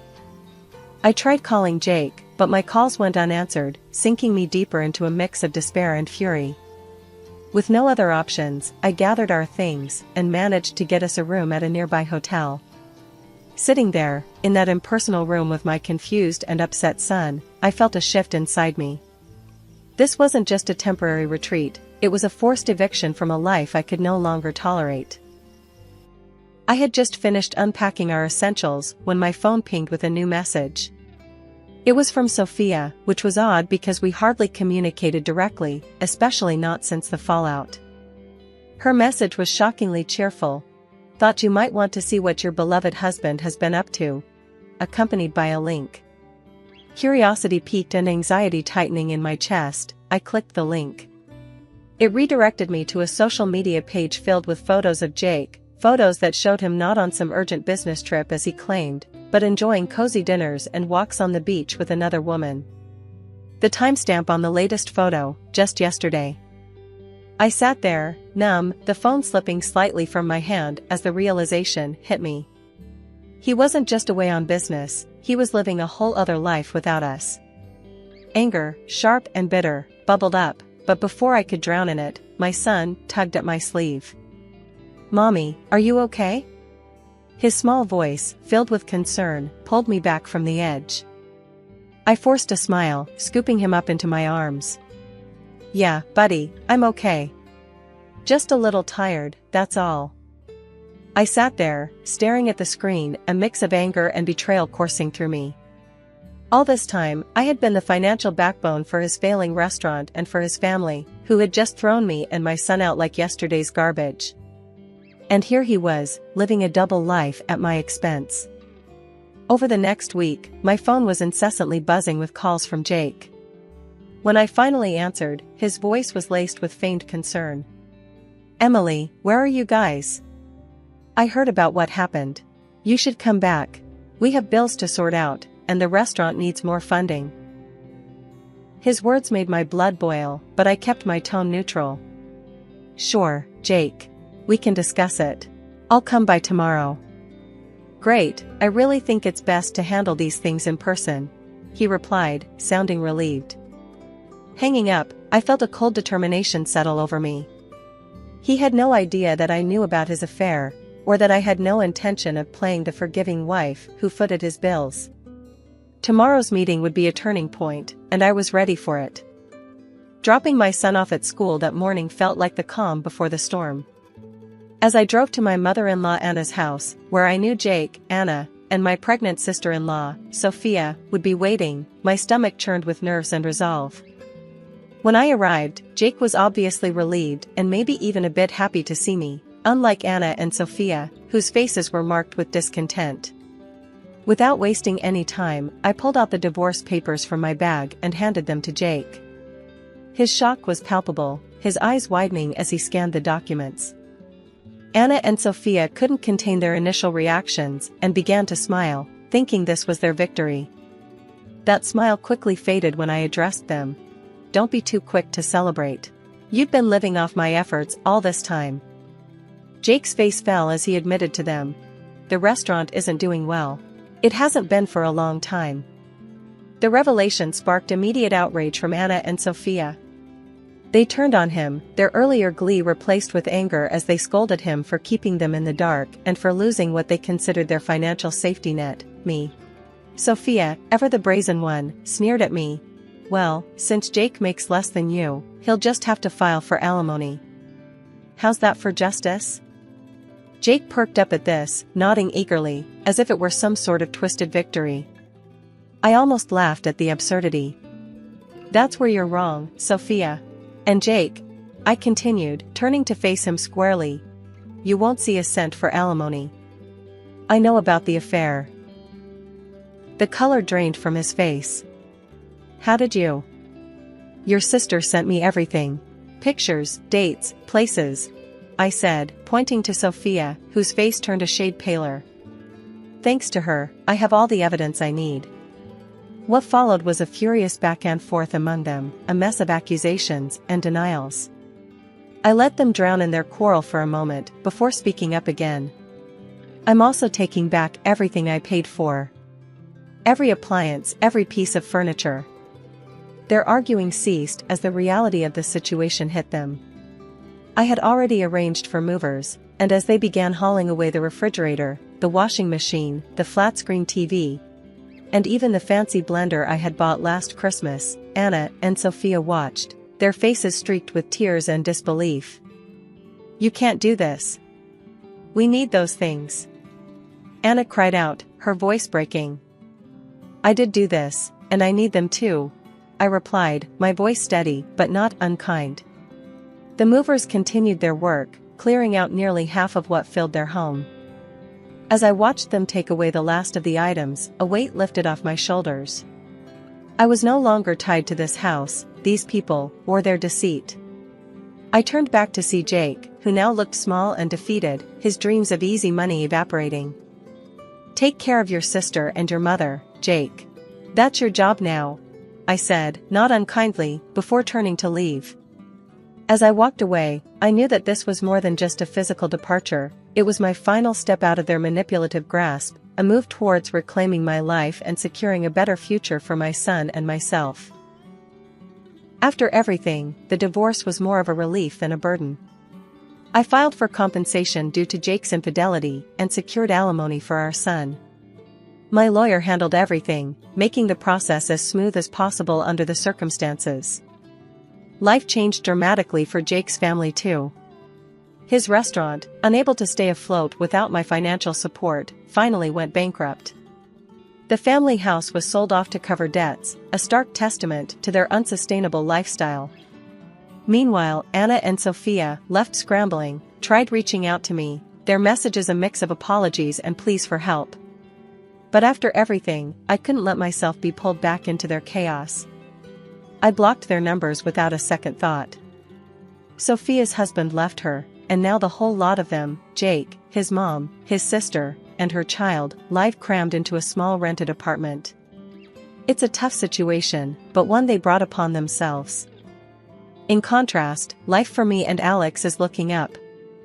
We've settled into a nice rhythm in our own rented apartment, a cozy place that feels more like home every day. My YouTube channel and Instagram page have really taken off, resonating with women, especially new moms who are trying to find their way back to fitness. Seeing the positive impact of my work has inspired a new idea, launching online fitness courses specifically tailored for postpartum women. I'm excited about the possibilities and the chance to help others who have been in my shoes. There was so much to do, but for the first time in a long while, the future seemed bright and brimming with potential. Here in our little sanctuary, with my son's laughter echoing off the walls, I felt a profound sense of peace. We had made it through the storm, and now, it was our time to shine. Spring break that year, the gang, Maya, the firecracker with an infectious laugh, Ben, the perpetually broke artist with a heart of gold, and Sarah, the voice of reason who somehow kept us all tethered to reality, decided to go all out. We pooled our meager savings, raided every discount code we could find online, and ended up with a weekend yacht rental down at the coast. "Are you seriously telling me we're actually doing this?" I asked, squinting at the sleek white yacht bobbing in the marina. It felt surreal, like we'd stumbled into a movie set. "Yup," Maya grinned, her dark eyes sparkling with mischief. "Sun, sea, and enough questionable life choices to last a lifetime." The salty breeze whipped my hair into a frenzy as we set sail. The sun beat down mercilessly, turning my skin the color of a well-worn leather jacket. The rhythmic slap of waves against the hull was a soothing lullaby, punctuated by the raucous laughter of my friends as they tried to master the art of sailing. Docking at the yacht club for lunch, we were greeted by a scene straight out of a luxury magazine. Gleaming yachts lined the pier, their owners sipping cocktails under giant umbrellas.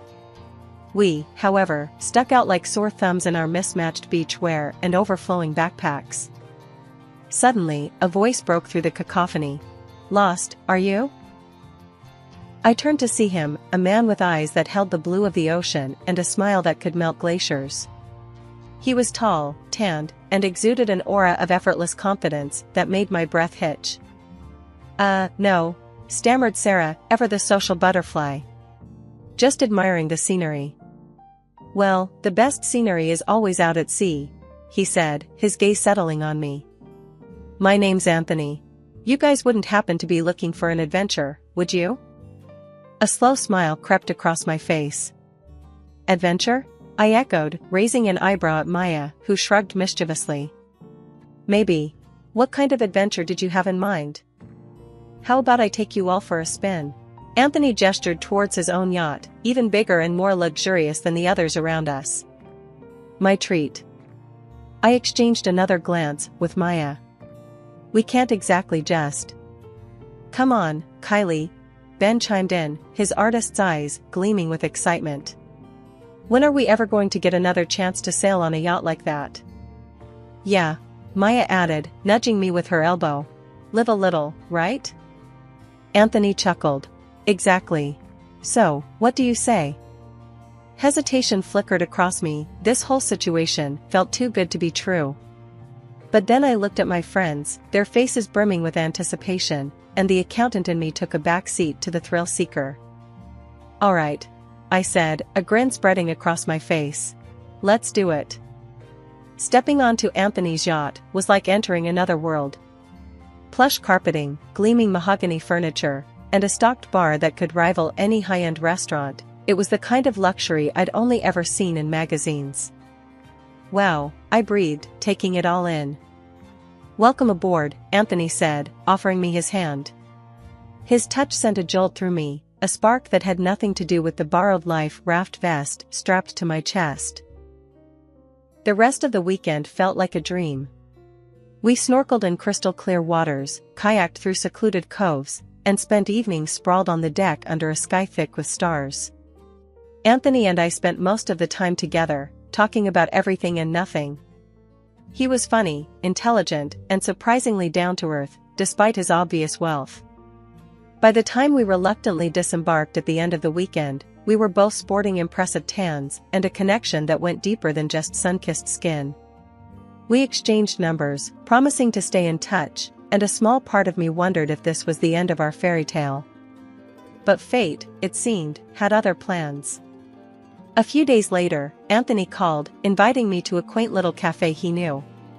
We spent hours lost in conversation, and by the end of the night, it was clear that the spark we'd shared on the yacht had only grown stronger. We started dating soon after, and it felt like everything fell into place. Anthony treated me like a queen, showering me with affection and introducing me to a world I'd never known existed. Fine dining, weekend getaways, and even a surprise hot air balloon ride, he pulled out all the stops. A year later, while on a romantic weekend in Paris, Anthony got down on one knee, a dazzling diamond ring glinting in the candlelight. "Kylie," he said, his voice thick with emotion, "will you marry me?" Tears welled up in my eyes. "Yes," I whispered, the word a burst of joy and disbelief. Meeting his mother, Eleanor, was a different story altogether. A tall, imposing woman with an icy stare that could curdle milk, she surveyed me from head to toe the moment I stepped through the door of their mansion. "So, you're the one who captured Anthony's heart," she said, her tone laced with something that felt suspiciously like disdain. "It's nice to meet you, Mrs. Davenport," I replied, trying to project an air of confidence despite the butterflies fluttering in my stomach. The rest of the evening was a tense affair. Eleanor made subtle jabs about my background, read, not born with a silver spoon, and seemed determined to find fault with everything I did. Anthony, bless his heart, tried to bridge the gap, but the tension was thick enough to cut with a knife.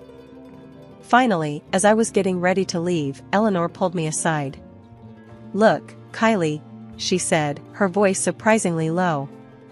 "I may not be thrilled about your social standing.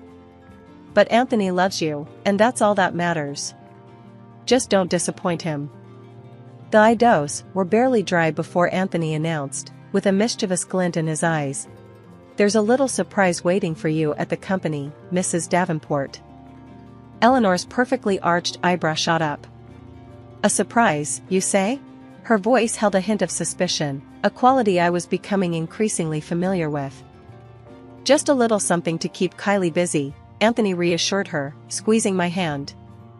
My heart hammered a frantic rhythm against my ribs. What surprise? The surprise turned out to be a corner office overlooking the bustling city skyline and a shiny new title, assistant accountant.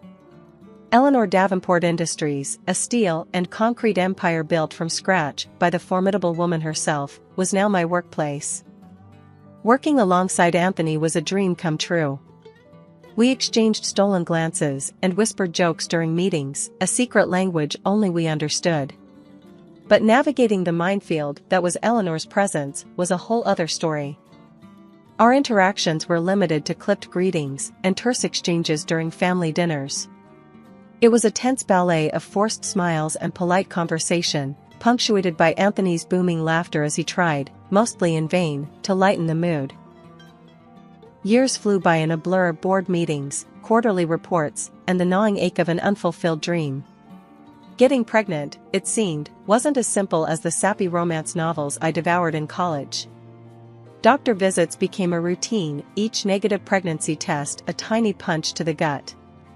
Anthony remained a rock, his love unwavering, but I saw the flicker of disappointment cloud his eyes sometimes. I buried myself in work, pouring my energy into the company. Eleanor, surprisingly, didn't seem to mind. In fact, she'd occasionally toss a compliment my way, acknowledging a well-structured report or a particularly insightful suggestion. It was a small victory, a grudging acceptance of my abilities, but a victory nonetheless. One evening, after a particularly grueling board meeting, Eleanor caught me packing up my briefcase.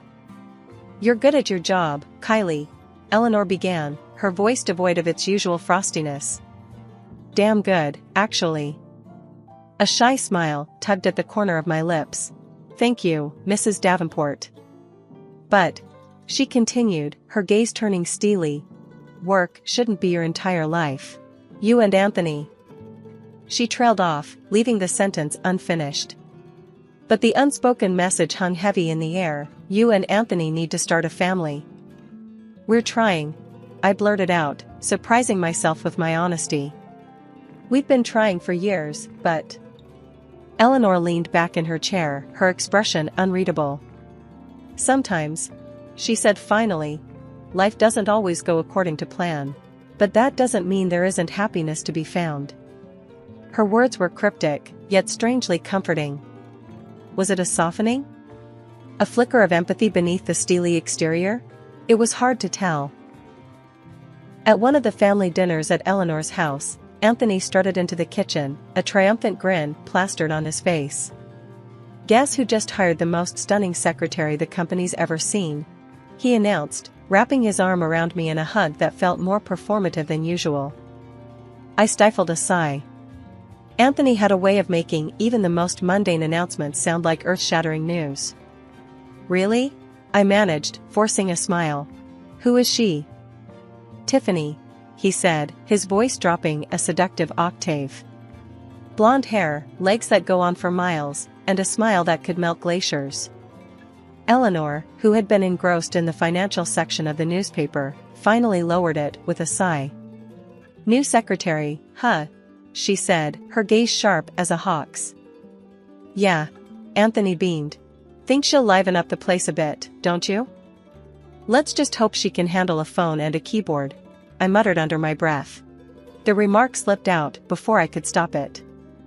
Anthony's grin faltered, and a flicker of annoyance crossed his face. Come on, Kylie, he said, his voice laced with a playful jab. Don't be jealous, because the new girl has legs that could go all the way to next Tuesday. Heat flooded my cheeks. Jealous? Honestly, the thought hadn't even crossed my mind. I was more concerned about Anthony's hiring practices than threatened by some clueless blonde bombshell. But before I could retort, Eleanor slammed her newspaper down on the table, the sound echoing through the opulent dining room. Jealous? She boomed, her voice laced with steel. Kylie is your wife, and a damn good accountant at that. You'd do well to remember that. Looks fade, Anthony, but intelligence and loyalty? Those are qualities to treasure. My jaw dropped. Never in my wildest dreams did I imagine Eleanor coming to my defense like that.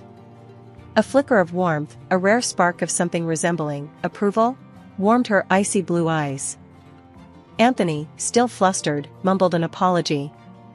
Look, Kylie, I was just kidding around. Tiffany seems eager to learn, that's all. I wasn't quite convinced, but I decided not to push it any further. Eleanor's unexpected intervention had caught me off guard, but I couldn't deny it felt good to have her on my side, even for a fleeting moment. Months crawled by, and Tiffany, the so-called secretary, remained a thorn in my side. Her skirts seemed to get shorter with each passing week, clinging to her curves like a second skin. One particularly egregious day, she sashayed into the office wearing a blouse that wouldn't have looked out of place in a nightclub. Honey, I couldn't help but mutter under my breath, this is an office, not a peep show. Tiffany, of course, had to overhear. She stopped mid-twirl, a saccharine smile plastered on her face. Oh, this old thing? She cooed, batting her eyelashes at me. Unlike some of us, I can actually pull off any style. It was infuriating. The way she sashayed around the office, her every movement calculated to draw attention, was like nails on a chalkboard. Worse, Anthony seemed completely oblivious, or worse, encouraging it. The final straw came one evening when Anthony, reeking of cologne that wasn't mine, announced he was dropping Tiffany off at home since she missed her bus. Maybe I should take a cab home more often, I said, my voice surprisingly calm. Since you seem to be so busy these days. Anthony's face flushed. That's not what I meant, he stammered. Look, it's nothing. Just a ride home. No big deal. But it was a big deal. It was a giant, flashing neon sign screaming infidelity right in my face. And I was done ignoring it. The walk home felt like an eternity. The city lights blurred into a kaleidoscope of colors as tears streamed down my face, each drop a tiny shard of heartbreak. A taxi finally screeched to a halt, its yellow glow a beacon in the gathering darkness. As the night deepened, the silence in the apartment became deafening. Anthony still hadn't come home. And for the first time in years, I didn't feel lonely. I felt adrift, unmoored from the life I thought I'd built. The following days were a blur of forced normalcy. Anthony avoided me, his apology text a pathetic attempt at damage control. I kept my head down at work, the fluorescent lights buzzing overhead like angry bees in a hive. Then, one seemingly ordinary Tuesday, the dam broke. I was heading to the break room for a much-needed coffee fix when I heard a familiar giggle coming from Anthony's office. My heart skipped a beat, a cold dread settling in my stomach. Without a second thought, I threw open the door, the sight that greeted me making the blood drain from my face. Anthony was sprawled on the couch, his tie askew, his face flushed. Tiffany, her skirt hiked up to a point of no return, straightened her blouse with a smirk that could curdle milk.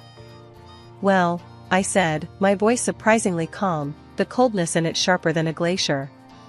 "Look who decided to throw an impromptu office party." Anthony scrambled to his feet, his face a mask of guilt and panic. "Kylie, it's not what it looks like," he stammered. "Oh, really?" I raised an eyebrow, my gaze flickering between them. "Because from where I'm standing, it looks pretty damn incriminating." Tiffany, the little viper, had the audacity to laugh. "Relax, uptight. It was just a little fun." "Fun?" I repeated, my voice laced with venom. "At the expense of our marriage? You're both pathetic." That evening, as I sat hunched over a laptop, Anthony sauntered into the living room, a smug grin plastered on his face. He tossed a document onto the coffee table in front of me, the crisp white paper crackling like a gunshot in the silence. "There," he announced, his voice laced with a bravado that did little to mask the underlying nervousness in his eyes. "Divorce papers. Sign them, and let's get this over with. This marriage is over." It's been over for a while now, frankly. "But, why?" The question tumbled out, raw and desperate. 8 years of my life, poured into this relationship, and this was how it ended? On a crumpled piece of paper, discarded like yesterday's trash? "Why?" he repeated, a cruel edge creeping into his voice. "Because you're, you, Kylie. Uptight, boring, always working. And then there's Tiffany's pregnant," he declared, a smug satisfaction coloring his tone. "We're going to have a baby. A real family." The words were a slap in the face, a cold reminder of the unfulfilled dreams that haunted the quiet corners of our marriage. Tears welled up in my eyes, but I blinked them back, refusing to give him the satisfaction of seeing me crumble. "So, sign the papers," he repeated, his voice clipped with impatience. "The sooner the better. Frankly, you just annoy me." Annoy him? After all these years, all I was an annoyance? A bitter laugh escaped my lips, a harsh, humorless sound that echoed in the sterile silence of the room. "Get out," I said, my voice surprisingly steady. "Just get out of my sight." Anthony hesitated for a moment, a flicker of something like surprise crossing his face. Then, with a shrug, he turned and headed for the bedroom. Moments later, the rumble of a suitcase being dragged across the floor filled the apartment. He emerged a few minutes later, a duffel bag slung over his shoulder. He didn't look at me, didn't even offer a goodbye. He simply opened the door, stepped out, and slammed it shut behind him with a finality that sent a tremor through the room. Tears finally spilled down my cheeks, hot and unchecked. I crumpled onto the couch, the weight of his betrayal a physical ache in my chest. After a while, I stumbled to my feet and picked up the divorce papers, my gaze blurring over the legalese. Suddenly, the urge to fight, to not go down without a battle, surged through me. But who could I turn to? My parents were gone, and my friends, scattered across the country, felt like a distant memory. Then, a thought struck me, a lifeline thrown across the churning sea of despair. Eleanor. She might not have been the warmest mother-in-law, but she was a force to be reckoned with, a woman who wouldn't hesitate to take down anyone who threatened her family. Eleanor's opulent living room felt more like a war room than a place of comfort. The air crackled with barely contained fury as I explained Anthony's callous departure and Tiffany's supposed pregnancy. That conniving little tart. Eleanor spat, her voice laced with ice. And Anthony? The spineless worm. Leaving you for a. She trailed off, searching for an insult that could adequately express her disgust. For someone like her. Her words, surprisingly comforting, sparked a flicker of defiance within me. There's more, I said, my voice gaining strength. I explained my suspicions about Tiffany, the exorbitant expense reports, and the nagging feeling that something wasn't right. Eleanor, her eyes narrowed to slits, listened intently. When I finished, she rose from her chair with a predatory grace that sent shivers down my spine. Disappearing into her study, she returned a few moments later, a file clutched in her hand. Here, she said, handing it to me. A little secret audit I commissioned a while back. Just a hunch, you see. I opened the file, my heart hammering in my chest. It was a detailed report outlining Tiffany's creative accounting practices. Apparently, her idea of representative expenses included luxury handbags and weekend getaways. A cold smile touched my lips. This wasn't just about a cheating husband or a vindictive secretary. This was about something bigger. This was about justice.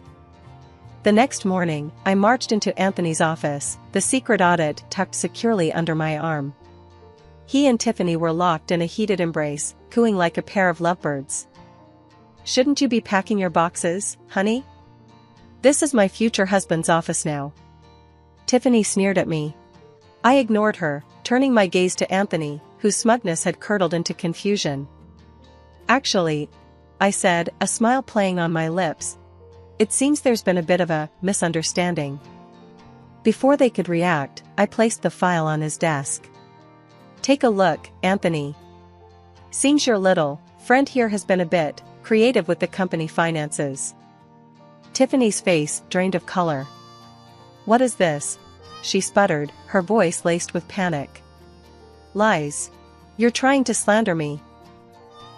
Just then, the office door swung open, revealing Eleanor, a steely glint in her eyes. Anthony, his face pale as a ghost, looked like a child caught with his hand in the cookie jar. Enough of this, Eleanor boomed, her voice silencing the room. She turned to her son, her gaze heavy with disappointment. Anthony, she said, her voice clipped. You are hereby dismissed from your position as director. Your blatant disregard for company policy and indulgence in irregular relationships has proven you unfit for the role. Anthony stammered, his protests drowned out by his mother's icy stare. Turning to Tiffany, Eleanor continued, her voice dripping with disdain. And you, young lady, will be facing charges of embezzlement. Consider this your official termination. The aftermath was a whirlwind. Tiffany, realizing her gravy train had derailed, quickly confessed to Anthony that the pregnancy ploy was a sham. Honey, she'd purred, all fake sweetness gone. I don't need a poor lover. With that, she sashayed out of his life as quickly as she'd sashayed in, leaving him floundering and alone. Eleanor, ever the pragmatist, wasted no time. She presented Tiffany with a stark choice: return the fraudulently claimed $15,000 or face a very public lawsuit. Tiffany, with her dreams of extravagance evaporating, chose the former, coughing up the money with a defeated whimper. Needless to say, she was no longer employed by Davenport Industries. As for Anthony, well, let's just say his fall from grace was spectacular. Fired from his position as director, his access to his mother's lavish lifestyle, the fancy cars, the yacht, was swiftly revoked. The divorce proceedings were swift and, thanks to a very good lawyer, financially beneficial for me. Part of me, a bruised and battered part, wanted nothing more than to walk away from Davenport Industries, to leave the memories, and Anthony, behind. But Eleanor surprised me again. Pulling me aside after a particularly grueling board meeting, she looked at me with a newfound respect in her eyes. Kylie, she said, her voice softer than I'd ever heard. this company needs a steady hand. Someone who understands the business, someone with integrity. Someone like you." There was a beat of silence, then I took a deep breath. "All right," I said, a newfound determination filling my voice. "Let's do this." Working with Eleanor was challenging, to say the least. We still had our moments, our disagreements, but there was a newfound respect between us. We were a team, united in our vision for the future of Davenport Industries. One evening, as I was leaving the office, Eleanor stopped me. "Going out?" she asked, a hint of curiosity in her voice. "Just grabbing some takeout," I replied. "Nothing fancy?" "Well," she said, surprising me again. "Care to join me for dinner sometime? We could discuss business over a decent meal." I stared at her, momentarily speechless. Then, a laugh bubbled up from my chest, genuine and carefree. "I'd like that," I said, a genuine smile spreading across my face. The future, once uncertain, now stretched before me, filled with possibilities. And for the first time in a long time, I felt truly hopeful. The road ahead might have unexpected turns, but I was ready to face them, head-on, with a newfound strength and a formidable, and surprisingly friendly, ally by my side. Hey, I'm Emily. Since I was little, Mom and Dad, who never got past high school, scraped together what little they could for my college fund. They worked their butts off, believing education was my ticket to a better life. I busted my tail in high school, also I wouldn't let their sacrifices go to waste. When I got my acceptance letter to study investment management at one of the top colleges, we all cried tears of joy. My college days were hectic, but exciting. I juggled classes and a part-time job tutoring to keep some cash in my pocket. That's how I met Mark. He was a year behind me, kinda struggling with the coursework, and ended up being assigned to me for extra help. "Look, I just don't get this stuff," he'd say, scratching his head and staring down at the finance books like they were written in another language. "You will," I told him. "Just break it down into smaller pieces. Don't try to swallow it whole." Mark was easygoing with a quick smile that made the late-night study sessions less of a grind. He appreciated my help, and we hit it off, chatting about everything from music to our favorite TV shows. It wasn't long before those study sessions turned into coffee outings, then movie nights. One night, we were both at a college party, laughing over cups of cheap beer. "You know, I've always wondered why someone as smart as you hangs out with a dunce like me," he joked, nudging me with his elbow. "Guess I have a thing for lost causes," I shot back, elbowing him right back. We both laughed, and something about that night felt different. Maybe it was the buzz of the party, or just the right amount of beer, but I felt myself looking at him differently. We stumbled out of the party together, leaning on each other, half walking, half dancing down the street. "So, what do you say, Em? Wanna make this a regular thing?" Mark slurred, his words sloppy, but his eyes serious. I remember laughing, the sound loud in the quiet night. "Are you asking me out, Mark?" "Yeah, I guess I am," he said, and there was a challenge in his tone, like he dared me to say no. "All right, you've got yourself a deal," I replied, and we shook on it, sealing our goofy pact with a high five that turned into us holding hands as we walked. Things with Mark felt natural, easy, like slipping into an old, comfortable pair of jeans. We finished college together, me with my degree that was supposed to open doors, and him just relieved to be done. Our relationship wasn't just built on love, it was built on a deep friendship, the kind you don't find every day. After we tied the knot, things kicked off pretty well for me career-wise. I landed a killer job right out of college, thanks to my knack for numbers and a bit of hustle. The pay was good, the benefits even better. Mark, though, wasn't having the same luck. He bounced around job interviews like a pinball, each time coming home a bit more deflated than the last. One evening, I came home late to find him slouched on the couch, staring blankly at some job postings on his laptop. "Any luck today?" I asked, dropping my bag and kicking off my shoes. He glanced up, a forced smile not quite reaching his eyes. Nah, same old, same old. I guess I'm too stupid. Hey, don't talk like that. You're just in a rough patch. I squeezed his hand, trying to transfer some of my optimism to him. Look, why don't you take a break from this? Let's go grab a bite. My treat. Mark closed his laptop with a sigh. Sure, why not? Not like I've got interviews lining up or anything. We ended up at a small diner around the corner, a place we frequented when we first moved in together. As we slid into our usual booth, Mark's mood seemed to lift a bit. The waitress, a middle-aged woman with a no-nonsense attitude, came over to take our order. The usual for you too? She asked, popping her gum. Mark grinned. Yeah, and keep the coffee coming, Judy. It's been one of those days. Coming right up, hun. She shot back with a wink. While we waited for our food, I watched Mark play with the sugar packets, lining them up and knocking them down like dominoes. You know, maybe this is a sign, he said suddenly. Maybe I'm not cut out for these corporate gigs. Maybe I should think outside the box. I leaned in, curious. Like what? I don't know, something hands-on, something real. Not just shuffling papers and pleasing bosses. You'd be great at that, I said, meaning every word. You're good with people, Mark. Maybe something in sales? Mark chuckled, his eyes lighting up a bit. That might be a good idea. The conversation drifted as our food arrived, but I could tell something had sparked in Mark. For the first time in months, he seemed to consider the possibilities rather than dwell on the failures. It took a good while, but finally, he snagged a position. Not the dream job by any stretch, and the paycheck? Well, it was nearly half of what I was pulling in. I didn't mind the disparity, I was just glad he found something. But Mark, he took it hard. You could see it ate at him, being the one who brought less to the table.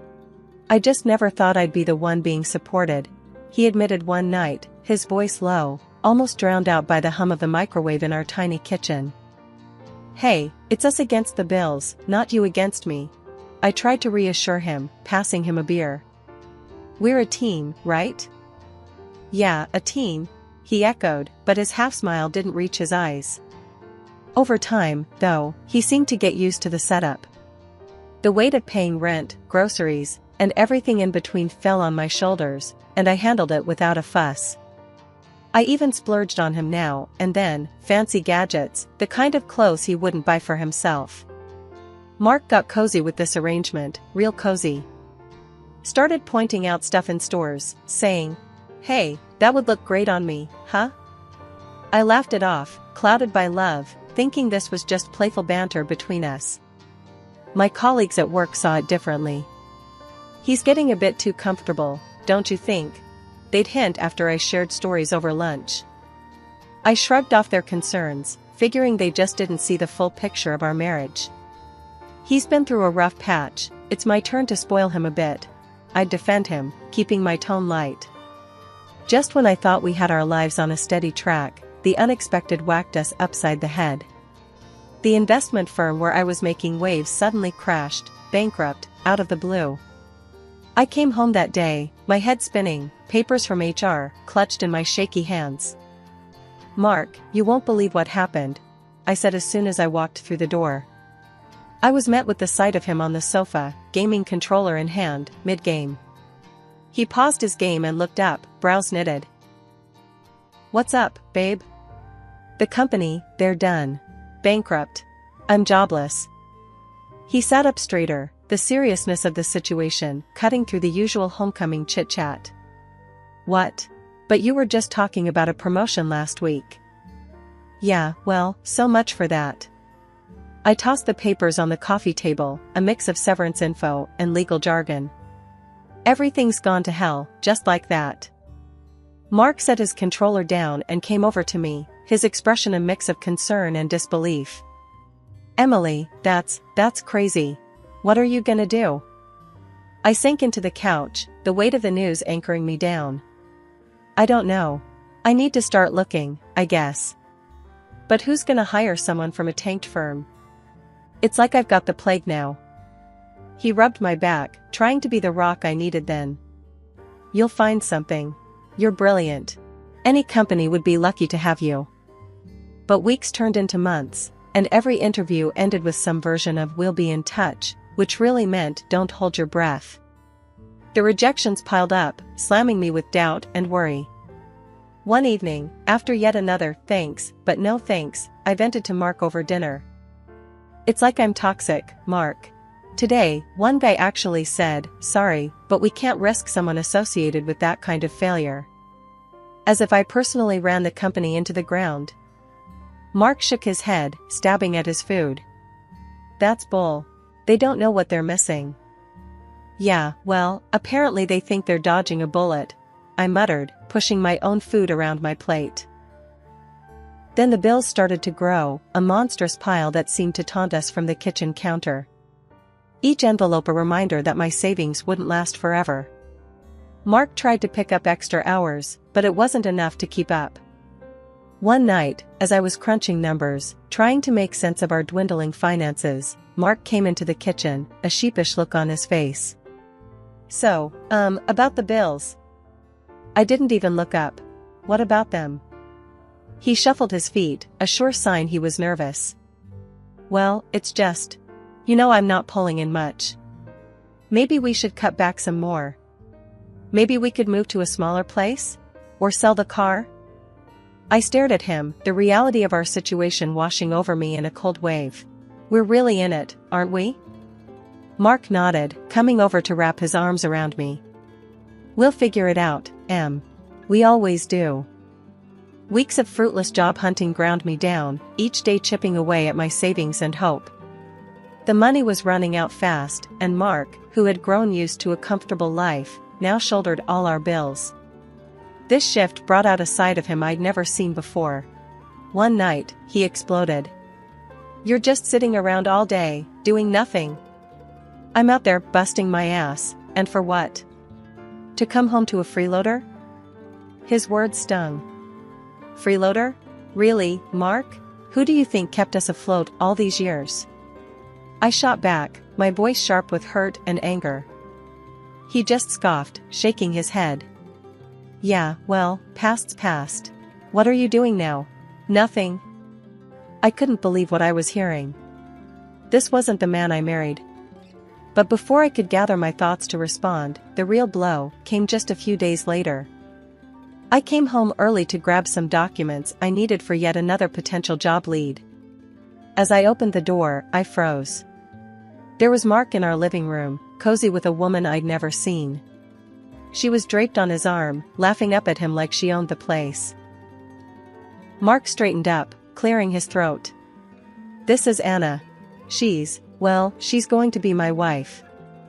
The woman, Anna, looked me over with a smug grin. "He needs someone young and beautiful, if he's going to spend his money. Not someone who can't even keep a job." They laughed together, a sound that burned into my memory. I felt my heart shatter, rage and disbelief swirling into a toxic cloud in my chest. Then Mark did the unthinkable. He pulled out a stack of papers from behind him. "Here, divorce papers. I think it's time you moved on, Emily." Without saying another word, I took the papers. My hands shook as I signed them, each stroke of the pen severing the last ties I had to the man I once loved. I packed my things, my movements robotic. As I zipped up my suitcase, Mark and Anna didn't even pause their celebration. The contrast between their laughter and the tight, painful lump in my throat was too much. Walking out of that apartment, suitcase in hand, felt like stepping into a void. I had no job, no husband, and suddenly, no home. The morning after I left Mark, I woke up early, feeling displaced, but determined to start over. I had spent the night at a cheap motel, the kind where you pay cash and no one asks questions. I knew I needed a plan, fast. After a stale coffee and a dry muffin from the motel's vending machine, I walked the streets, aimlessly at first. Then, I remembered a beauty salon nearby, a place I used to frequent back in better days. The owner, Linda, had always been kind to me. Maybe, just maybe, she had some work, anything really. Linda was at the counter, her back turned, stocking some shelves. "Can I help you?" she called out without looking. "Linda, it's Emily. I was wondering if you had any work available." "Anything at all," I said, my voice a mix of hope and desperation. She turned around, her face lighting up with recognition, then concern. "Emily? Honey, what happened? You look like you've been through the ringer." I sighed, the story spilling out of me, the job loss, Mark's betrayal, the divorce.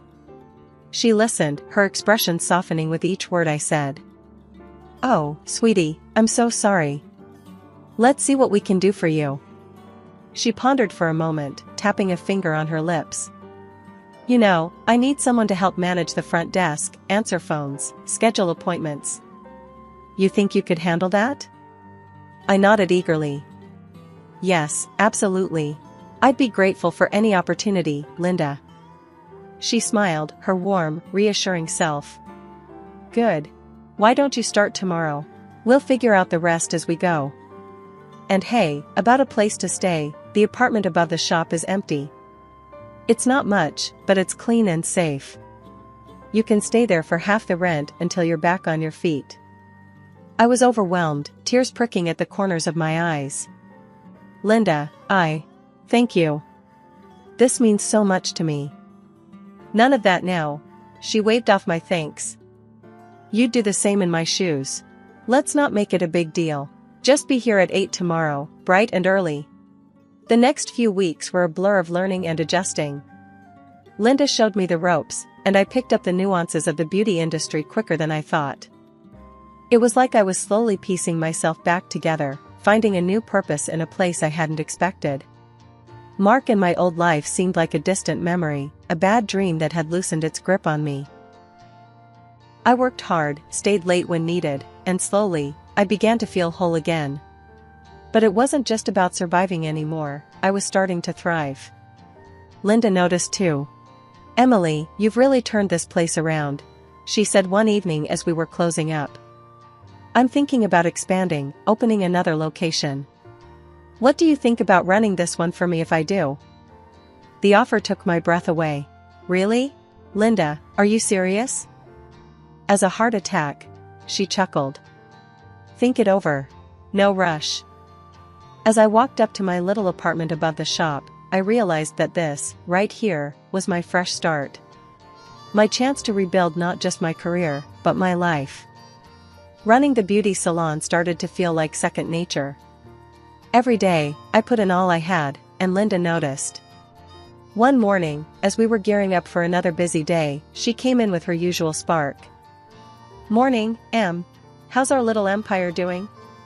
Linda grinned, checking the schedule packed with appointments. "Booming," I replied, flipping through the day's bookings. "We might even need to think about hiring more hands soon." "That's what I like to hear," she said, clapping her hands with excitement. "Actually, that's kinda what I wanted to talk to you about today." "Oh? What's up?" I asked, curious about the tone in her voice. Linda motioned towards her office. "Let's step into my lair, for a sec." Once we were settled behind closed doors, Linda leaned forward, all business. "Look, Em, you've made this place shine. I've been thinking a lot about how we can grow, not just here, but really expand our reach." I felt a mix of nerves and excitement. "Are you talking about opening another location?" "Not just another salon, Em. I'm talking big. I'm planning a whole network of salons, and I want you in on it, not just as a manager, but as a co-owner. We'd split everything 50-50. Her words hit me like a wave. "Co-owner?" I echoed, the weight of the offer sinking in. "Yes," Linda nodded firmly. "I've seen what you can do, and I trust you. You're ready for this, and I want us to tackle it as partners. What do you say?" The possibility of stepping up like this was both thrilling and daunting. Wow, Linda. I'm honored. And yeah, a bit freaked out." Linda laughed, that hearty sound that always put me at ease. "Good. A little fear keeps you sharp. Think about it, but I'm serious. We could make a real go of this." We hashed out some preliminary ideas right there, brainstorming into the afternoon. The thought of co-owning a business was huge, but with Linda by my side, it felt possible. The next few weeks, I dove into preparations. Hiring, training new staff, and overseeing the salon operations became part of a larger plan. Our clients noticed the positive changes, and the buzz was infectious.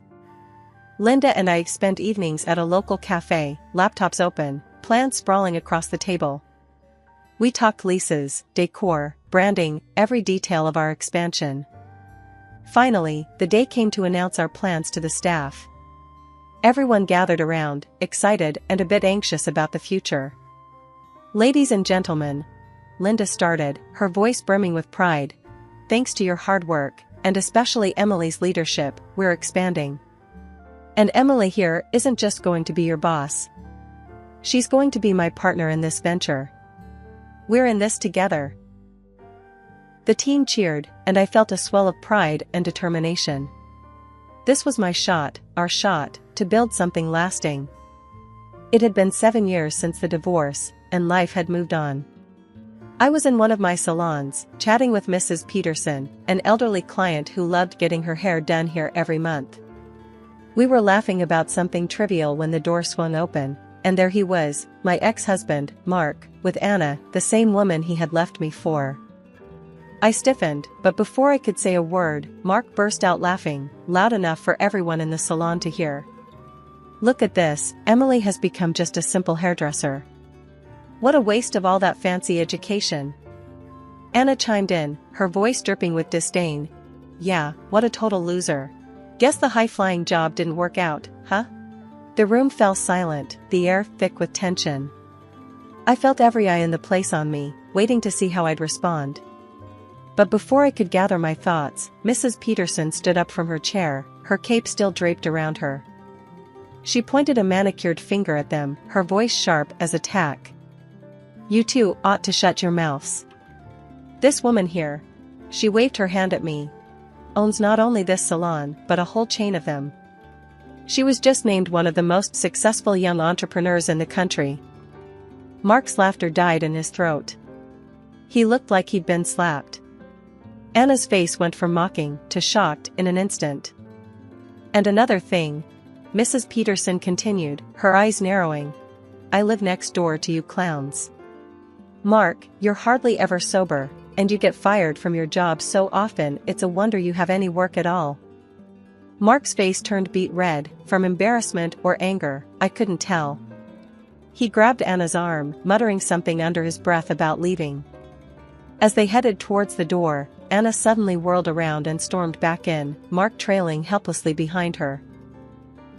"I want my hair done here, and I want you to do it, Emily," Anna declared, standing defiantly in the middle of the salon.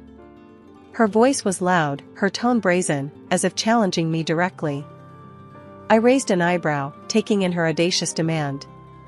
"Sure, I can do that. It'll be $250 for a cut and style with me." Her confidence wavered, her eyes widening at the quote. "What? I'm not going to spend a quarter of my salary on some hairstyle." Mark, looking defeated and embarrassed, tried to pull her away again. "Come on, Anna, let's just go." They left for good this time, with Anna still muttering under her breath about the prices. I watched through the window as they got into an old car that looked like it had seen better days. As the days turned into weeks, the incident with Mark became just another story that added to the rich tapestry of my life's unexpected turns. The salons were thriving, and with each passing day, I found more reasons to look forward with optimism rather than backward with any regret. One crisp morning, while I was arranging the new line of organic hair care products on the shelves, Linda strolled in, her eyes bright with what I knew was another big idea. "I've been thinking about how we can expand our brand. What do you think about starting a training academy right here in the salon? We could teach the next generation of stylists, pass on what we've learned." I paused, considering the idea. It was bold, like most of Linda's ideas, but it made sense. "That sounds amazing. We've got the space, and it could really set us apart from the competition," I replied, my mind already racing with the possibilities. "Exactly my thought. Linda clapped her hands, her enthusiasm infectious. And I want you to lead this project, Em. You've got the knack for this, and I trust your judgment completely. The idea of leading such a significant new venture was both thrilling and daunting, but I felt ready for the challenge. I'd love to, Linda. Really, it means a lot that you trust me with this. We spent the next few hours sketching out what the academy could look like, discussing everything from curriculum to licensing. As we talked, I realized how far I had come, from feeling defeated and alone to charting the future of a business I co-owned.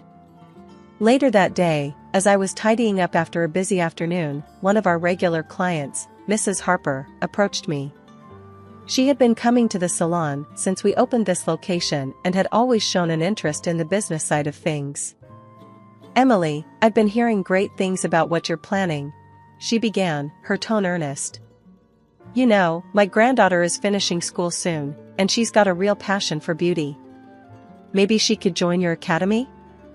"That would be wonderful, Mrs. Harper," I said, genuinely pleased. "We'd be honored to help her start her journey. Once we get everything set up, let's make sure she's one of the first students." Mrs. Harper beamed. "Thank you, Emily. It's young women like you who inspire her. She talks about how you turned things around and made a success of yourself." Hearing that filled me with a warm glow of pride and a sense of responsibility. "We try to inspire where we can," I replied with a smile. That evening, as I locked up the salon, I thought about the future. There was so much potential, so much yet to achieve. The road hadn't been easy, but every challenge had strengthened me, every setback had taught me something valuable. Life wasn't about microwaved dinners and threadbare clothes. I used to be designer clothes every week, vacations wherever I wanted, kind of rich. Dad, the tech guru with a Midas touch, and Mom, the design whiz who made every LitaCorp gadget a must-have, they were loaded.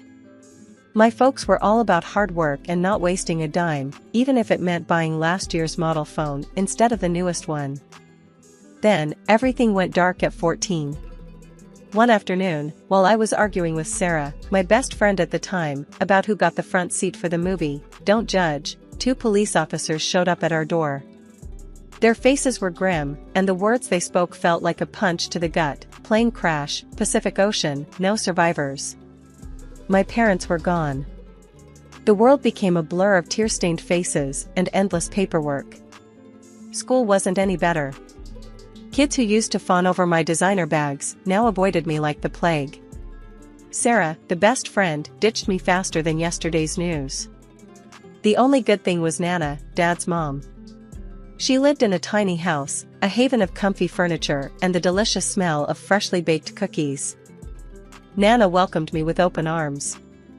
"Your parents raised a strong, independent girl. You'll be all right, sweetheart." Nana became my confidant, the only one who understood the emptiness gnawing at me. One day, after a fight with my former rich friends, I found Nana in her garden, surrounded by vibrant sunflowers. Tears pricked my eyes as I blurted out, "Why'd my parents lock everything away, Nana? It's not like I'm gonna blow it all on, like a diamond-encrusted poodle." Nana chuckled, a dry sound. "They knew you, honey. Knew you were special. They wanted you to learn about life, the real life, not some fake world built on money. Trust me, when you turn 25, you'll be ready." Ready for what? I didn't know. But Nana's unwavering faith and the memory of my parents' warm smiles kept me going. I learned to cook on Nana's ancient stove, devoured books at the local library, and even landed a part-time job at the bookstore downtown. Sure, it wasn't the life I was born into, but it was mine. And for the first time in a long while, a flicker of hope ignited within me.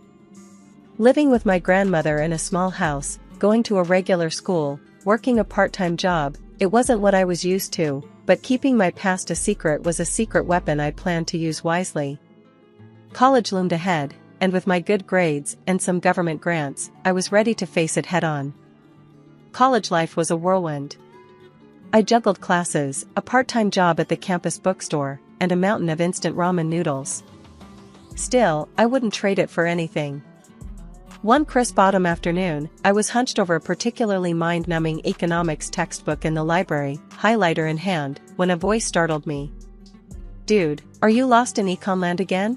I looked up to see a tall, goofy-looking guy with a mop of brown hair and a mischievous grin. Maybe," I stammered, feeling a blush creep up my cheeks. "I'm Isabella." "Michael," he said, extending a hand.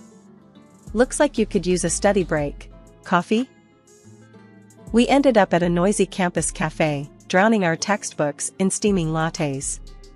Michael turned out to be a computer science major with a knack for making even the most complex algorithms seem fun. We spent hours talking about classes, dreams, and the best places to score cheap pizza on campus. "So, what brought you to this little corner of the world?" Michael asked, his eyes twinkling with curiosity. I hesitated. My past life felt like a different universe, a life I wasn't sure I should share. Finally, I took a deep breath. I moved in with my grandmother after my parents passed away. It felt strange saying it out loud, even after all this time. Michael's smile softened. "Wow, that's rough. I'm so sorry." "It's okay," I mumbled, looking down at my coffee cup. "It's been a while." There was a comfortable silence for a moment, then Michael added, "You seem different from most people here." "Different how?" I challenged, a spark of curiosity igniting. "You're not all about the fancy clothes and the expensive gadgets," he said. "You seem real." I couldn't help but smile. Maybe keeping my past a secret wasn't such a bad thing. It allowed people to see me for who I was, not what I had. As the weeks turned into months, Michael became my best friend, my confidant. We spent hours studying together, exploring the city, and arguing about everything from the best way to brew coffee to the merits of different science fiction movies. One evening, after a particularly frustrating day at the bookstore, I found myself venting to Nana over a plate of her legendary chocolate chip cookies. "Ugh, Nana," I groaned, throwing myself down on the worn armchair. "People can be such jerks." Nana chuckled, her eyes crinkling at the corners. "Sounds like you had a rough day, sweetheart." I told her about the latte incident, about a particularly challenging calculus exam, and about my growing feelings for Michael. "He's funny, he's smart," I confessed, feeling my cheeks burn again. "But Nana, what happens when he finds out about my money?" Nana patted my hand gently. "Isabella," she said, her voice soft but firm, "a good man won't care about your money. He'll care about you, about the person you are. It just feels wrong keeping this big secret from him." Nana squeezed my hand. "There's time for that later, sweetheart. When you turn 25, you can decide what to do. Until then, focus on your studies, on your friends, and on living life to the fullest." Butterflies pirouetted in my stomach like a drunken ballet. Today was the big day, meeting Michael's parents for the first time. We were practically engaged. Pulling into Michael's childhood driveway, a wave of nervousness washed over me. Their house was a sprawling brick monstrosity, the kind with manicured lawns and a fountain that probably cost more than my entire wardrobe. "Deep breaths, Isabella," I reminded myself. "You got this." The door swung open before I could even knock, revealing a woman with a perfectly coiffed blonde mane and a smile that didn't quite reach her eyes. "This must be Michael's mom, Martha." "Isabella, so lovely to finally meet you," she chirped, her voice dripping with honeyed condescension. Come in, dear." Behind her stood a younger girl, all skinny jeans and a bored expression. Michael's sister, Lily, I presumed. She barely glanced at me before rolling her eyes and sauntering back inside. Great first impression. Martha ushered me into a living room that looked straight out of a magazine, plush couches, gleaming hardwood floors, and enough throw pillows to build a fort. "So, Isabella," Martha began, her gaze scanning me head to toe in a way that made me feel like a used car on display. "Tell me about yourself. Where do you hail from?"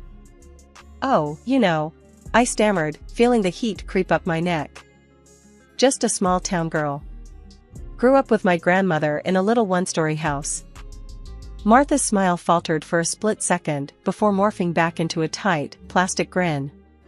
A one-story house, huh? Interesting. I could practically hear the unspoken judgment hanging in the air.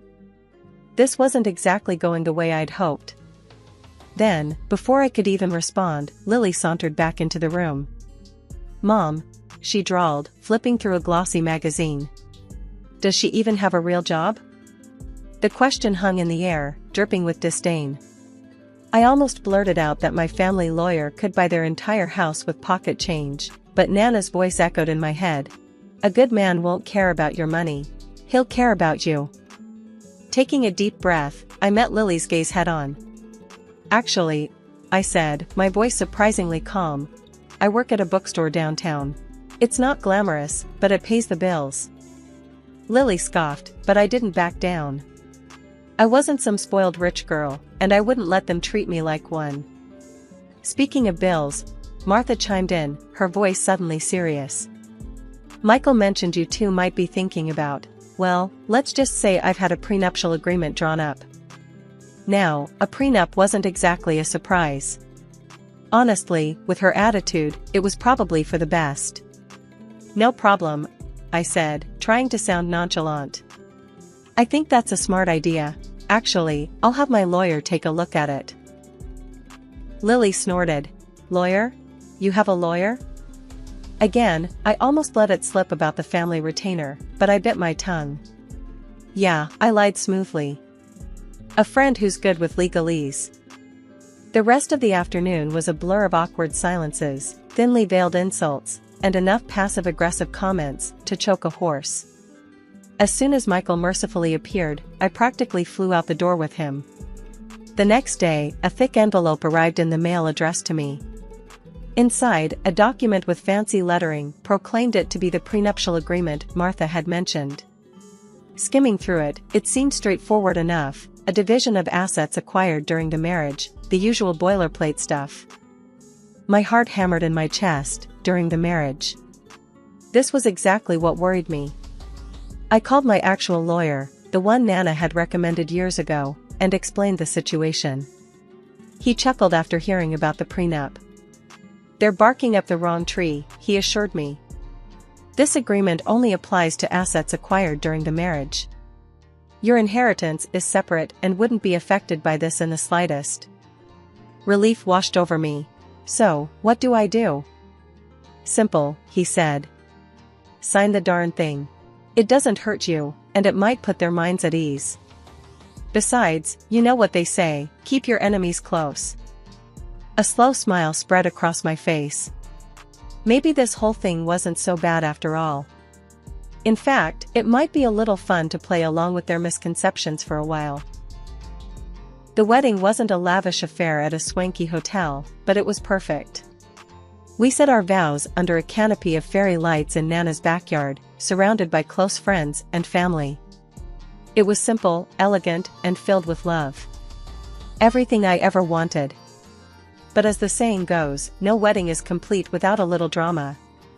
And drama arrived in the form of Lily, Michael's heavily made up, heavily inebriated younger sister. A few glasses of champagne in, Lily decided it was showtime. In the middle of a toast, she slurred out accusations that would make a sailor blush. "She's after his money," she shrieked, pointing a shaky finger at me. "She doesn't know the first thing about manners, or class." My cheeks burned, but I held my tongue. Michael, however, did not. He marched over to her, his voice low and dangerous. "Lily, shut your mouth. Right now." Lily just scoffed and shoved him away. "Don't touch me. You're both fools. She's just a gold digger." That was it. I'd had enough. Ignoring Michael's pleading look, I whipped out my phone and dialed the police. "We have a situation here," I said calmly, explaining the scene. The party came to a screeching halt. Michael's mom turned a shade of purple, and guests exchanged stunned whispers. By the time the police arrived, Lily was sprawled on a lawn chair, muttering incoherent threats. The rest of the night was a blur. The police took Lily away, vowing to talk to her in the morning when she was sober. Michael apologized profusely, his face etched with shame. His mom, however, were a different story. Martha glared at me like I'd personally insulted the Queen. "You've disgraced this family," she hissed, her voice tight with fury. "Now the press will have a field day with this." Honestly, I didn't care. Their family drama? Not my problem. In fact, the prospect of less Martha in my life was kind of appealing. 2 years flew by in a blur of designer shopping sprees, fancy dinners, and a growing emptiness in the pit of my stomach. The cracks in our relationship, once hairline fractures, had widened into gaping chasms. Michael, the charming, attentive man I fell in love with, seemed to have vanished. In his place stood a stranger, a workaholic with a bottomless pit for money and a vocabulary increasingly laced with his mother's venomous barbs. He'd stay late at the office, returning home well past midnight, reeking of expensive cologne and a vague dissatisfaction that hung heavy in the air. One evening, as he scoffed at my suggestion for a cozy night in, a familiar phrase slipped from his lips. "Honestly, Isabella," he drawled, "sometimes I wonder if you understand the beauty of big money." It was Martha's voice echoing through his, a cold, condescending sneer disguised as playful teasing. My blood ran cold. The urge to blurt out the truth, to reveal the hefty inheritance waiting for me on my 25th birthday, was a constant itch under my skin. But Nana's words always rang in my ears: true love doesn't need money to survive. So I swallowed the truth, the bitter pill lodged in my throat. Desperate to salvage our crumbling marriage, I brought up the topic of children. "Maybe it's time we started a family," I suggested tentatively, a hopeful smile plastered on my face. Michael's response was like a slap in the face. "A kid? Seriously?" he scoffed. "Don't you think that's a bit convenient? Trying to trap me here with a baby?" His words echoed in the silence, each syllable dripping with suspicion. He was repeating his mother's twisted narrative, turning my desire for a family into a manipulative ploy. However, after a couple of months I threw myself into planning Michael's birthday party with a fervor bordering on desperation. It was a desperate attempt to recapture the spark, to remind him of the happy couple we once were. I envisioned a lively gathering, filled with laughter and good company. Maybe, just maybe, it would reignite the flame that seemed to be flickering out. I sent out invitations, meticulously crafting a guest list that included all his friends, colleagues, and with a heavy heart, his mother and sister. In my heart of hearts, I hoped they'd decline. Their presence was guaranteed to inject a healthy dose of drama into the celebration, which was the last thing I needed. The day arrived, a perfect blend of sunshine and warmth.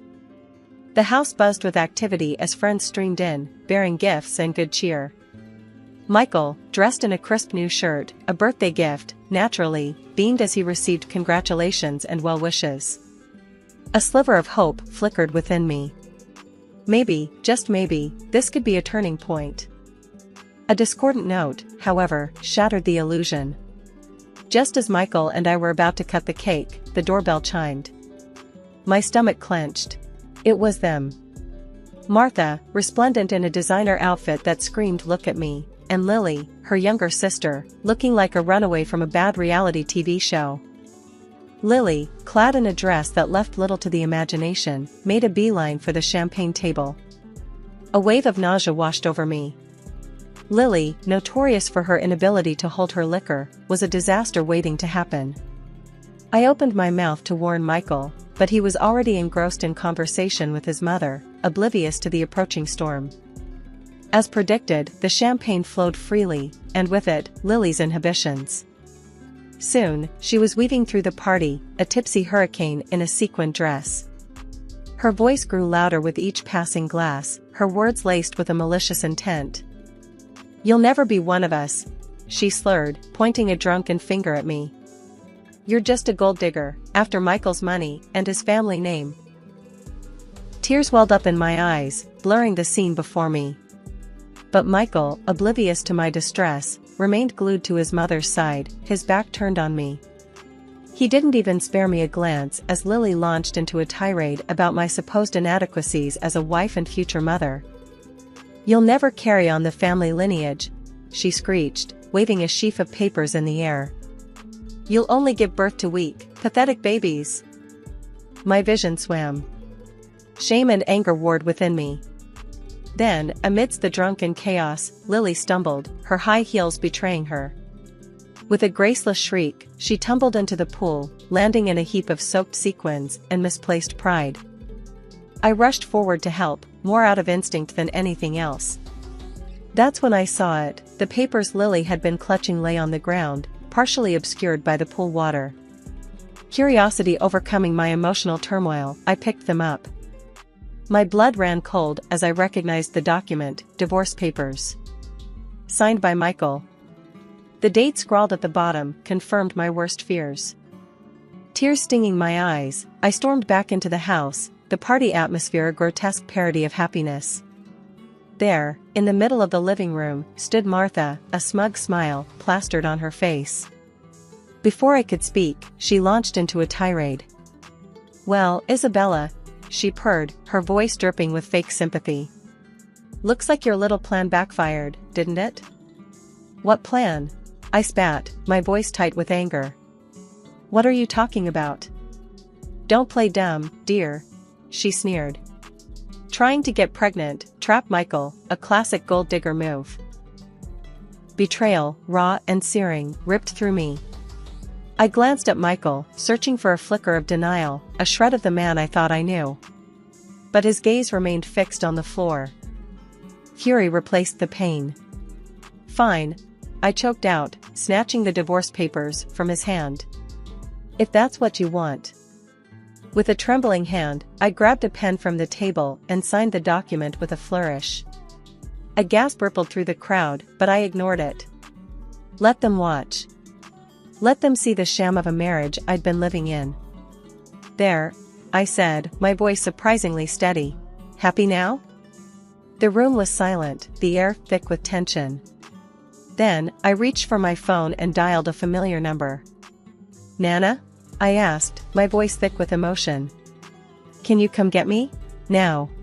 A few minutes later, my grandmother, bless her heart, materialized in the doorway.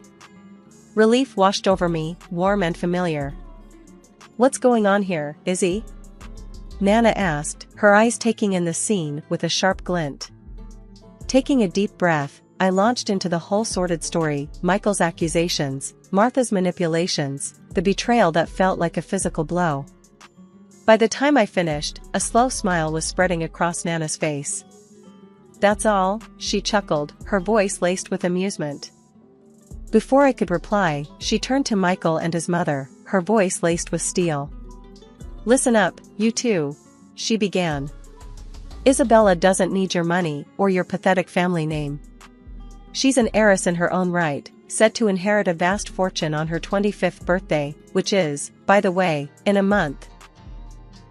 The color drained from Martha's face. Her smug smile had morphed into a mask of disbelief. "Heiress?" she stammered. But Michael said. "Michael listens to his mommy a little too much, wouldn't you say?" Nana retorted, her voice dripping with sarcasm. Martha sputtered, her carefully constructed facade crumbling. "Isabella," she croaked, her voice laced with desperation. "Forgive me. I was wrong. You deserve my son." Now it was my turn to scoff. Deserve? Their love had been built on lies and suspicion.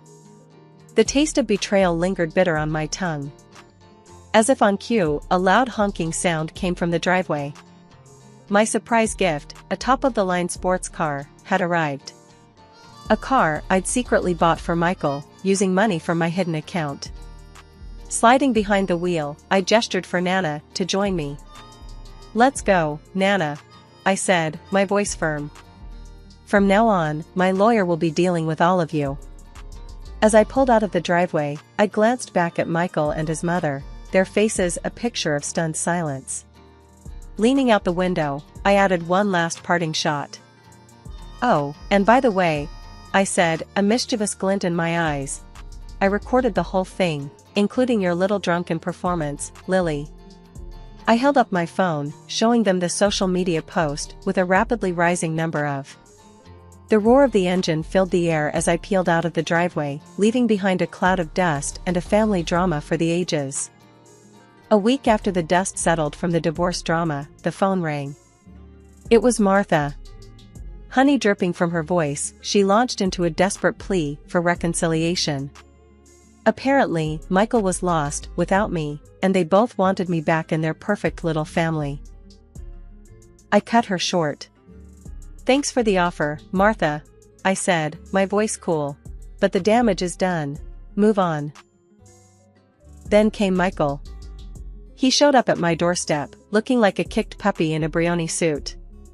A sob story about his manipulative mother and his undying love for me tumbled out of his mouth. Yeah, right. Spare me the crocodile tears, Michael, I said, my voice laced with steel. Actions speak louder than words. You had your chance. He hung his head, defeated. There weren't any grand gestures, no groveling or apologies worth a damn. Just another attempt at manipulating me back into his life. Goodbye, Michael, I said, shutting the door firmly. Nana and I remained in our cozy little house on Maple Street. Forget mansions, this place held memories, laughter, and the comforting aroma of Nana's famous apple pie. My 25th birthday arrived, ushering in a tidal wave of wealth. The inheritance was staggering, more money than I could ever dream of spending. But luxury cars and designer clothes held no appeal. Instead, I channeled that wealth into something meaningful. The Isabella Foundation, dedicated to my beloved parents, was born. This foundation offered a lifeline to people struggling financially, a way up from the quicksand of debt and hardship. It was my way of giving back, of making a difference in the world. Running the foundation kept me busy, but it was the most rewarding work I'd ever done. Reading success stories, witnessing the hope blossom in people's eyes, that's what fueled me. The sting of betrayal had faded, replaced by a quiet satisfaction. I'm Sarah, an ER doc with more caffeine in my veins than blood. My life's a blur of beeping machines and 3 a.m. code blues. Social life? What's that? Tonight, though, my friends weren't having any of my excuses. You're coming out with us, Sarah. End of discussion, Jess declared, her voice leaving no room for my usual "I'm too busy" line. So, there I was, shoved into a dress I forgot I owned, standing awkwardly at a loud party packed with strangers, mostly younger than me. The bass from the speakers made the glasses on the makeshift bar rattle. It was the kind of scene I'd usually avoid like the plague, but Jess was on a mission. Loosen up, Sarah. It's just a party, not a freaking exam. Jess nudged me with her elbow, handing me a drink that looked like it could glow in the dark. I don't know, Jess. This isn't really my scene, I murmured, scanning the room. It felt like stepping into another world where the stress of the ER didn't exist. Give it an hour. If you're miserable, we'll bail. Fair? She bargained. Before I could argue, someone bumped into me, sloshing my drink down my front. Shit, I'm sorry, a voice exclaimed. I looked up, ready to unleash a hospital-grade scowl, but stopped short. The guy was about my age, tall, with an easy smile and a helpless shrug. I'm a klutz, he confessed, his eyes crinkling in amusement at his own clumsiness. It's fine. It's just a drink, I replied, my irritation fading faster than I expected. I'm Alex. And you are? He extended his hand, still smiling. Sarah. And a bit damp now, thanks to you, I joked, surprising myself with how quickly I warmed up to his demeanor. Let me make it up to you. Can I buy you another drink? One that stays in the glass this time? Alex offered. I hesitated, glancing at Jess, who was practically bouncing with excitement. Go on, she mouthed. Sure, why not? I found myself saying. Alex beamed and led the way to the bar.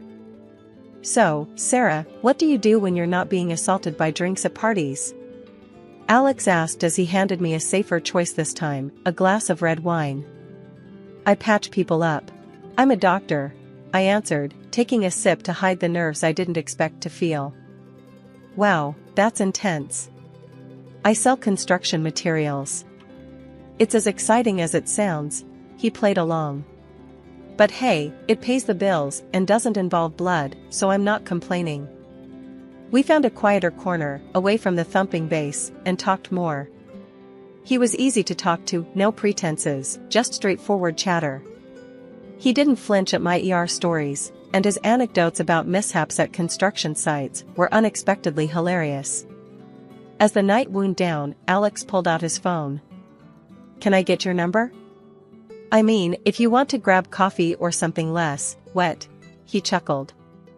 I laughed, the sound more relaxed and genuine than it had been in months. Sure, why not? As I lay in bed later that night, phone buzzing with a good night text from Alex, I realized I was smiling. Maybe, just maybe, this wasn't such a bad idea. A year flew by, and before I knew it, we were swapping rings and saying I do. Sitting at our new kitchen table, Alex broke the silence one evening. So, when do you think we should start trying for a baby? He asked, his eyes searching mine for a hint of readiness. I sighed, pushing my plate aside. Alex, we've talked about this. We agreed, remember? Careers first, kids later. I'm not even sure I'm ready to be a mom yet. He leaned back, the chair creaking under his weight. I know. It's just, my mom keeps asking. You know how she is. I stood up, feeling the walls of the kitchen close in. We are not having a baby just because your mom can't wait. That's ridiculous. The next few weeks were filled with similar conversations. It wasn't just Alex, his mom called almost daily with the same nagging question. One evening, after a long shift, I picked up her call by mistake. So, any good news yet? She chirped as soon as I said hello. Hi, Linda. No news. We're still not planning on kids right now, I replied, trying to keep my voice even. You know, Sarah, you aren't getting any younger. And Alex really wants to be a dad. You should think about your husband's needs too, Linda said, her voice stern and unwavering. I clenched my phone tighter. Linda, I appreciate your concern, but please, this is between Alex and me. We'll have kids when we're both ready, not because we're pressured into it. She huffed. Well, I just think you're being selfish. A baby would bring so much joy to the family. I'm not being selfish, Linda. I'm being sensible. Goodbye. I hung up, my heart pounding with anger. Days turned into weeks, and the pressure didn't let up. At work, my days were packed, the ER demanding all the energy I could muster. Home wasn't much of a sanctuary either with the constant baby talk. One late night, as I came home exhausted, Alex was waiting up. Hey, can we talk? He asked softly, noticing my weary eyes. Sure, what's up? I replied, dropping my keys and sinking into the sofa. It's about the baby thing again, he started, hesitating. I know we said we'd wait, but maybe we could just start thinking about it. Like, not trying, but not trying?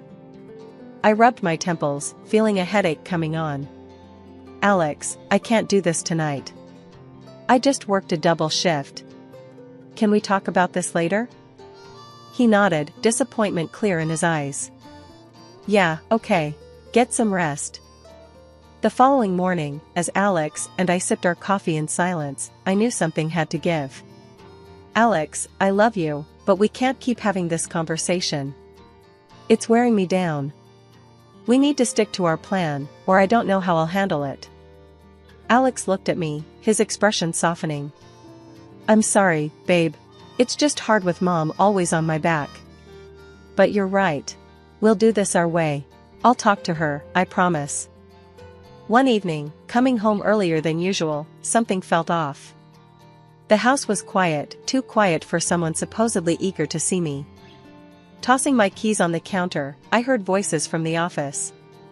Creeping closer, it wasn't the TV, Alex was on a call. Hiding by the doorway, I heard him, yeah, Mom, I know. But it's been months, and nothing. No, she still thinks she's taking her birth control. The floor felt like it dropped from beneath me. My heart pounded so loud, I was sure he'd hear it. You replaced them, right? That was his mother's voice, tinny but clear from the speakerphone. Yes, like I told you. Just vitamins now. If she's not pregnant soon, maybe there's something wrong with her. Alex replied, a casual toss of life-changing deceit. I couldn't breathe, let alone move. When I finally stepped into the room, Alex jumped, fumbling the phone. Sarah, you're home early. Cut the crap, Alex. What did you just say? My voice was ice, each word sharp enough to cut. Alex's face went through 50 shades of panic. Look, we want a family, right? And you said later, but later when? I thought maybe if things just started to happen, you'd. You messed with my meds, Alex? You played with my body like it's some kind of test run? I was screaming now, too loud, too raw. He tried to reach out, probably for comfort, but I slapped his hand away. Don't touch me. You and your mother plotted behind my back, treating me like I'm some broodmare? It's not like that, Sarah. It's just, I want a kid so bad. And Mom, she's always on about it. I thought if you got pregnant, you'd be happy. Happy? I was nearly breathless with rage. You decided to trick me into being happy? We need to calm down. Let's just sit and talk about this.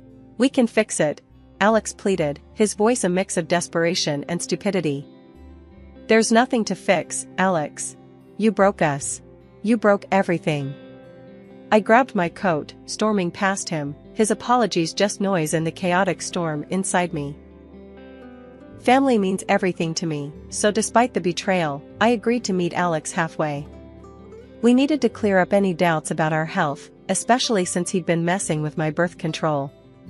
We decided to get checked out at the clinic where I work, which made me feel a tad more in control of the situation. The day we went in for testing, the clinic was quiet, familiar. I felt my colleagues' curious eyes on us, but they respected my privacy. After the tests, the wait for the results felt like an eternity. Alex tried to make small talk, maybe to ease his guilt, but I just couldn't. When the results came in, I was alone in my office. I opened the envelope with a mix of fear and hope. My results were clear, no issues at all. Then I looked at Alex's. My heart sank reading the words, male infertility due to a physiological issue. It meant that all along, the problem wasn't me, and all his accusations and manipulations were for nothing. I needed a second opinion, just to be absolutely sure. I called up my friend Mara, a reproductologist. Hey, Mara, can you look over some test results for me? It's important. Mara met me for coffee, and I handed her the documents discreetly. She reviewed them quietly, her expression serious. Finally, she looked up. Sarah, these results are conclusive. Alex can't father a child. I'm really sorry. The news was a relief and a weight all at once. I thanked her and walked back to the clinic in a daze. How was I supposed to break this to Alex? He wanted kids so badly, he'd deceived me. But telling him he was the reason for our childless marriage felt like kicking him when he was down. So, I made a decision. That evening, as we sat in our living room, the setting sun casting long shadows, Alex turned to me, anxious. So, what did the test say? I looked at him, my heart heavy with the secret I was about to keep. We're both fine, Alex. There are just some minor issues, nothing we can't handle. We just need to keep trying. He exhaled, relief washing over his face, and I felt a pang of guilt for the lie. That's great, Sarah. I was worried. We can work through this, right? Yeah, we can try. My words felt hollow even to my own ears. We spent the next few days in a tentative peace, but the lie festered inside me. I watched Alex as he started making plans, talking about future kids with a hope that stung my conscience. I tried to feel happy, to share in his optimism, but the truth was a barrier between us. One night, unable to sleep, I slipped out of bed and went to the living room. The moonlight streamed through the window, casting shadows that seemed to mock my turmoil. I dialed Mara's number. "Mara, it's me." I lied to him. Told him we're both okay. Mara was silent for a moment. "Sarah, I get why you did it, but this isn't something you can hide forever. He's going to find out eventually." "I know, but how can I crush him with this? After everything, how can I be the one to break him completely?" "It's not about breaking him, Sarah. It's about being honest with each other. This lie won't help either of you in the long run." Life threw us a curveball when Alex got offered a big promotion. It was a fantastic opportunity for him, but it meant moving to another state. I could see how much it meant to him, how his eyes lit up talking about the possibilities. He wanted it, and he wanted me there with him.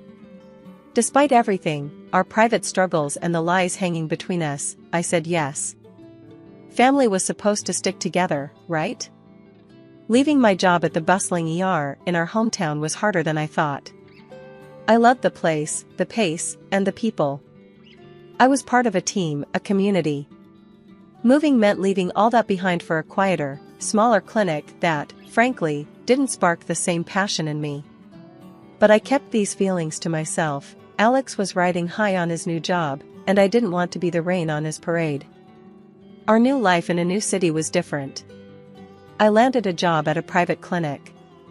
It was okay, but it lacked the adrenaline rush of my previous ER shifts. I missed my old colleagues and friends terribly.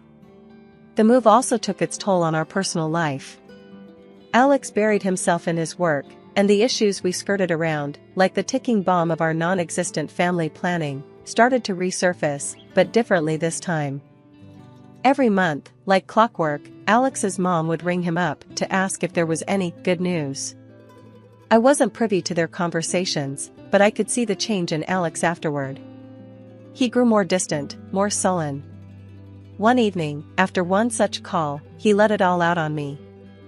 "We're not getting any younger, Sarah. You're a doctor.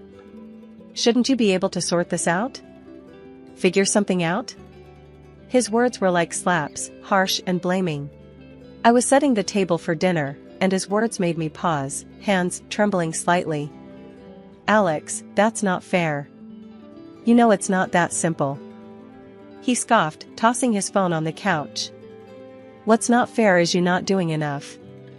Maybe if you were home more, instead of always at your new job, things might be different. That's not how it works, and you know it. Being at home more isn't going to change our situation," I shot back, frustration boiling over.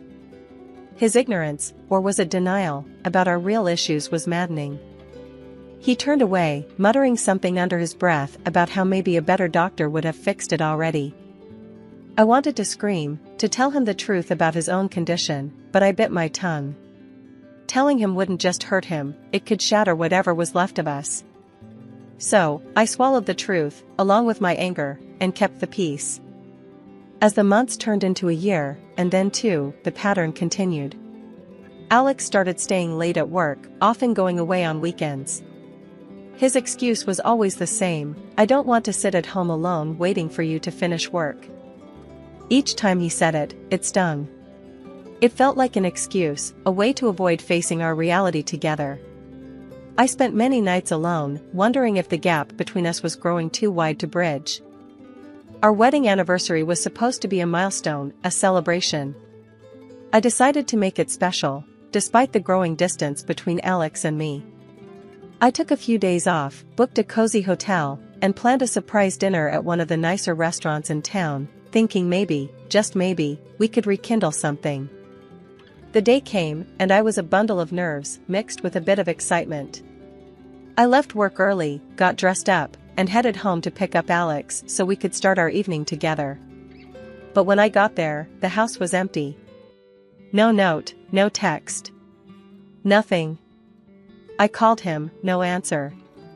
I tried not to panic and called again. Still, nothing. That's when I remembered the tracking app we both casually used to keep tabs on each other's whereabouts.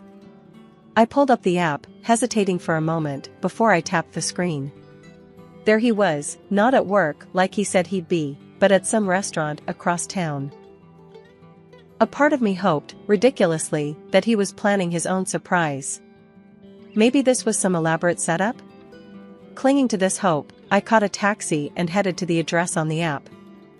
I arrived at the restaurant, my heart pounding in my chest. I walked in, scanning the room until I found him. There he was, sitting in a dim corner, but he wasn't alone. Across from him was a woman, blonde, laughing at something he said. My stomach turned as I watched him reach out and touch her hand, his smile wide and genuine in a way I hadn't seen in months. I stood there, frozen, as he leaned closer to her, whispering something that made her laugh again. That's when he did it, reached over and gently stroked her stomach. It was a small gesture, but it told me everything I didn't want to know. Feeling like I was going to be sick, I backed out of the restaurant. Once outside, I let the cool evening air hit my face, trying to collect my shattered thoughts. I should confront them, make a scene, something, but I couldn't. Instead, I got into the taxi, my hands shaking, and told the driver to just drive. As we moved away, my mind raced. All the late nights, the weekends away. It wasn't just work. It was her. Maybe it had always been her. Suddenly, I remembered the clinic results then, how they said Alex was infertile. A bitter laugh escaped me as I realized the absurdity of the situation. His mistress couldn't be pregnant by him.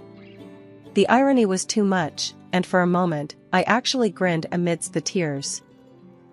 The taxi pulled up to our house, and I went inside one last time. I packed quickly, grabbing only what was necessary. Clothes, some personal items, and my dignity. I left behind anything that reminded me of Alex, of us. With my bags in hand, I called another taxi and directed it to take me to the hotel I originally booked for our anniversary. The hotel room was supposed to be a romantic getaway, but now it was just a quiet space to start figuring out my next steps.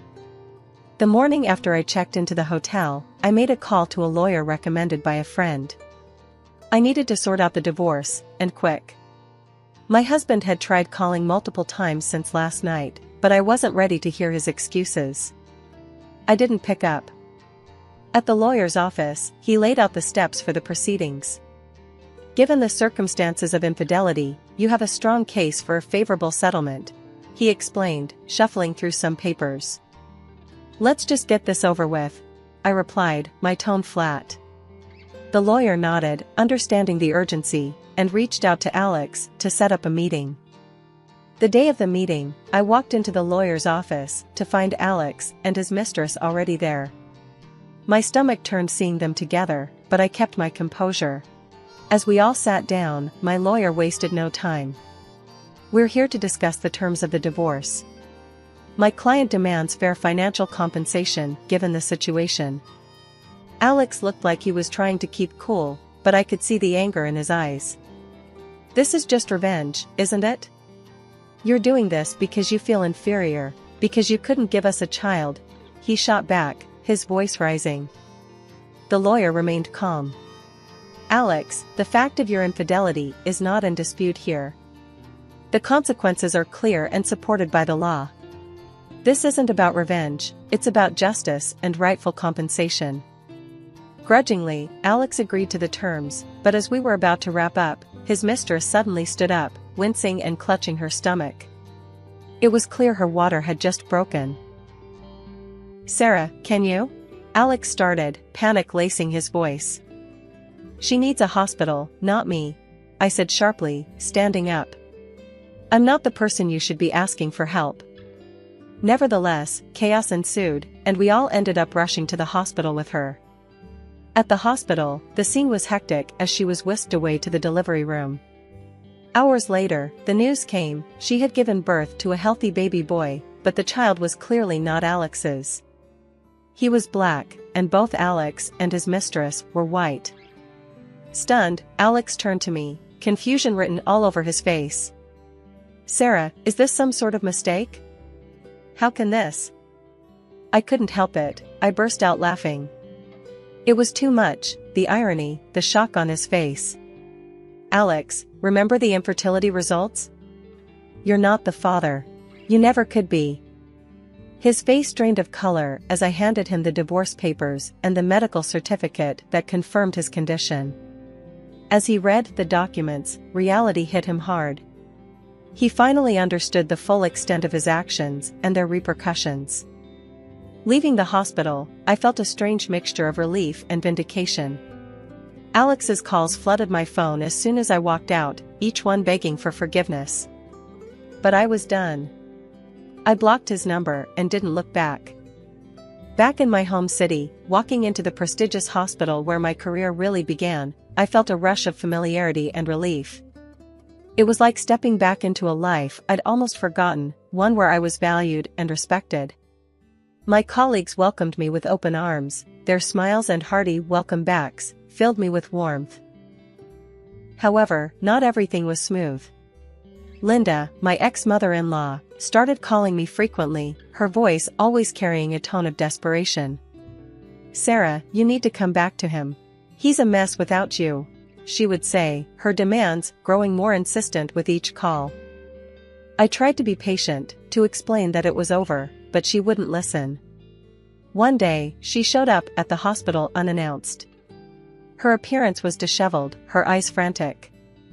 "Sarah, you have to fix this. Alex has started drinking, he's lost his job because of it. I'm supporting him now. He needs you," she pleaded, causing a scene in the middle of the lobby. I took her aside, keeping my voice low and firm. "Linda, I am not responsible for Alex anymore. We are divorced. He is not my concern. Please stop contacting me and do not come here again." Her face twisted in anger, and she began to shout, drawing the attention of patients and staff. "You owe him. You can't just abandon him, he's your husband." "He was my husband. I owe him nothing now. This is a hospital, Linda. You need to leave, or I will call security," I responded, my patience finally wearing thin.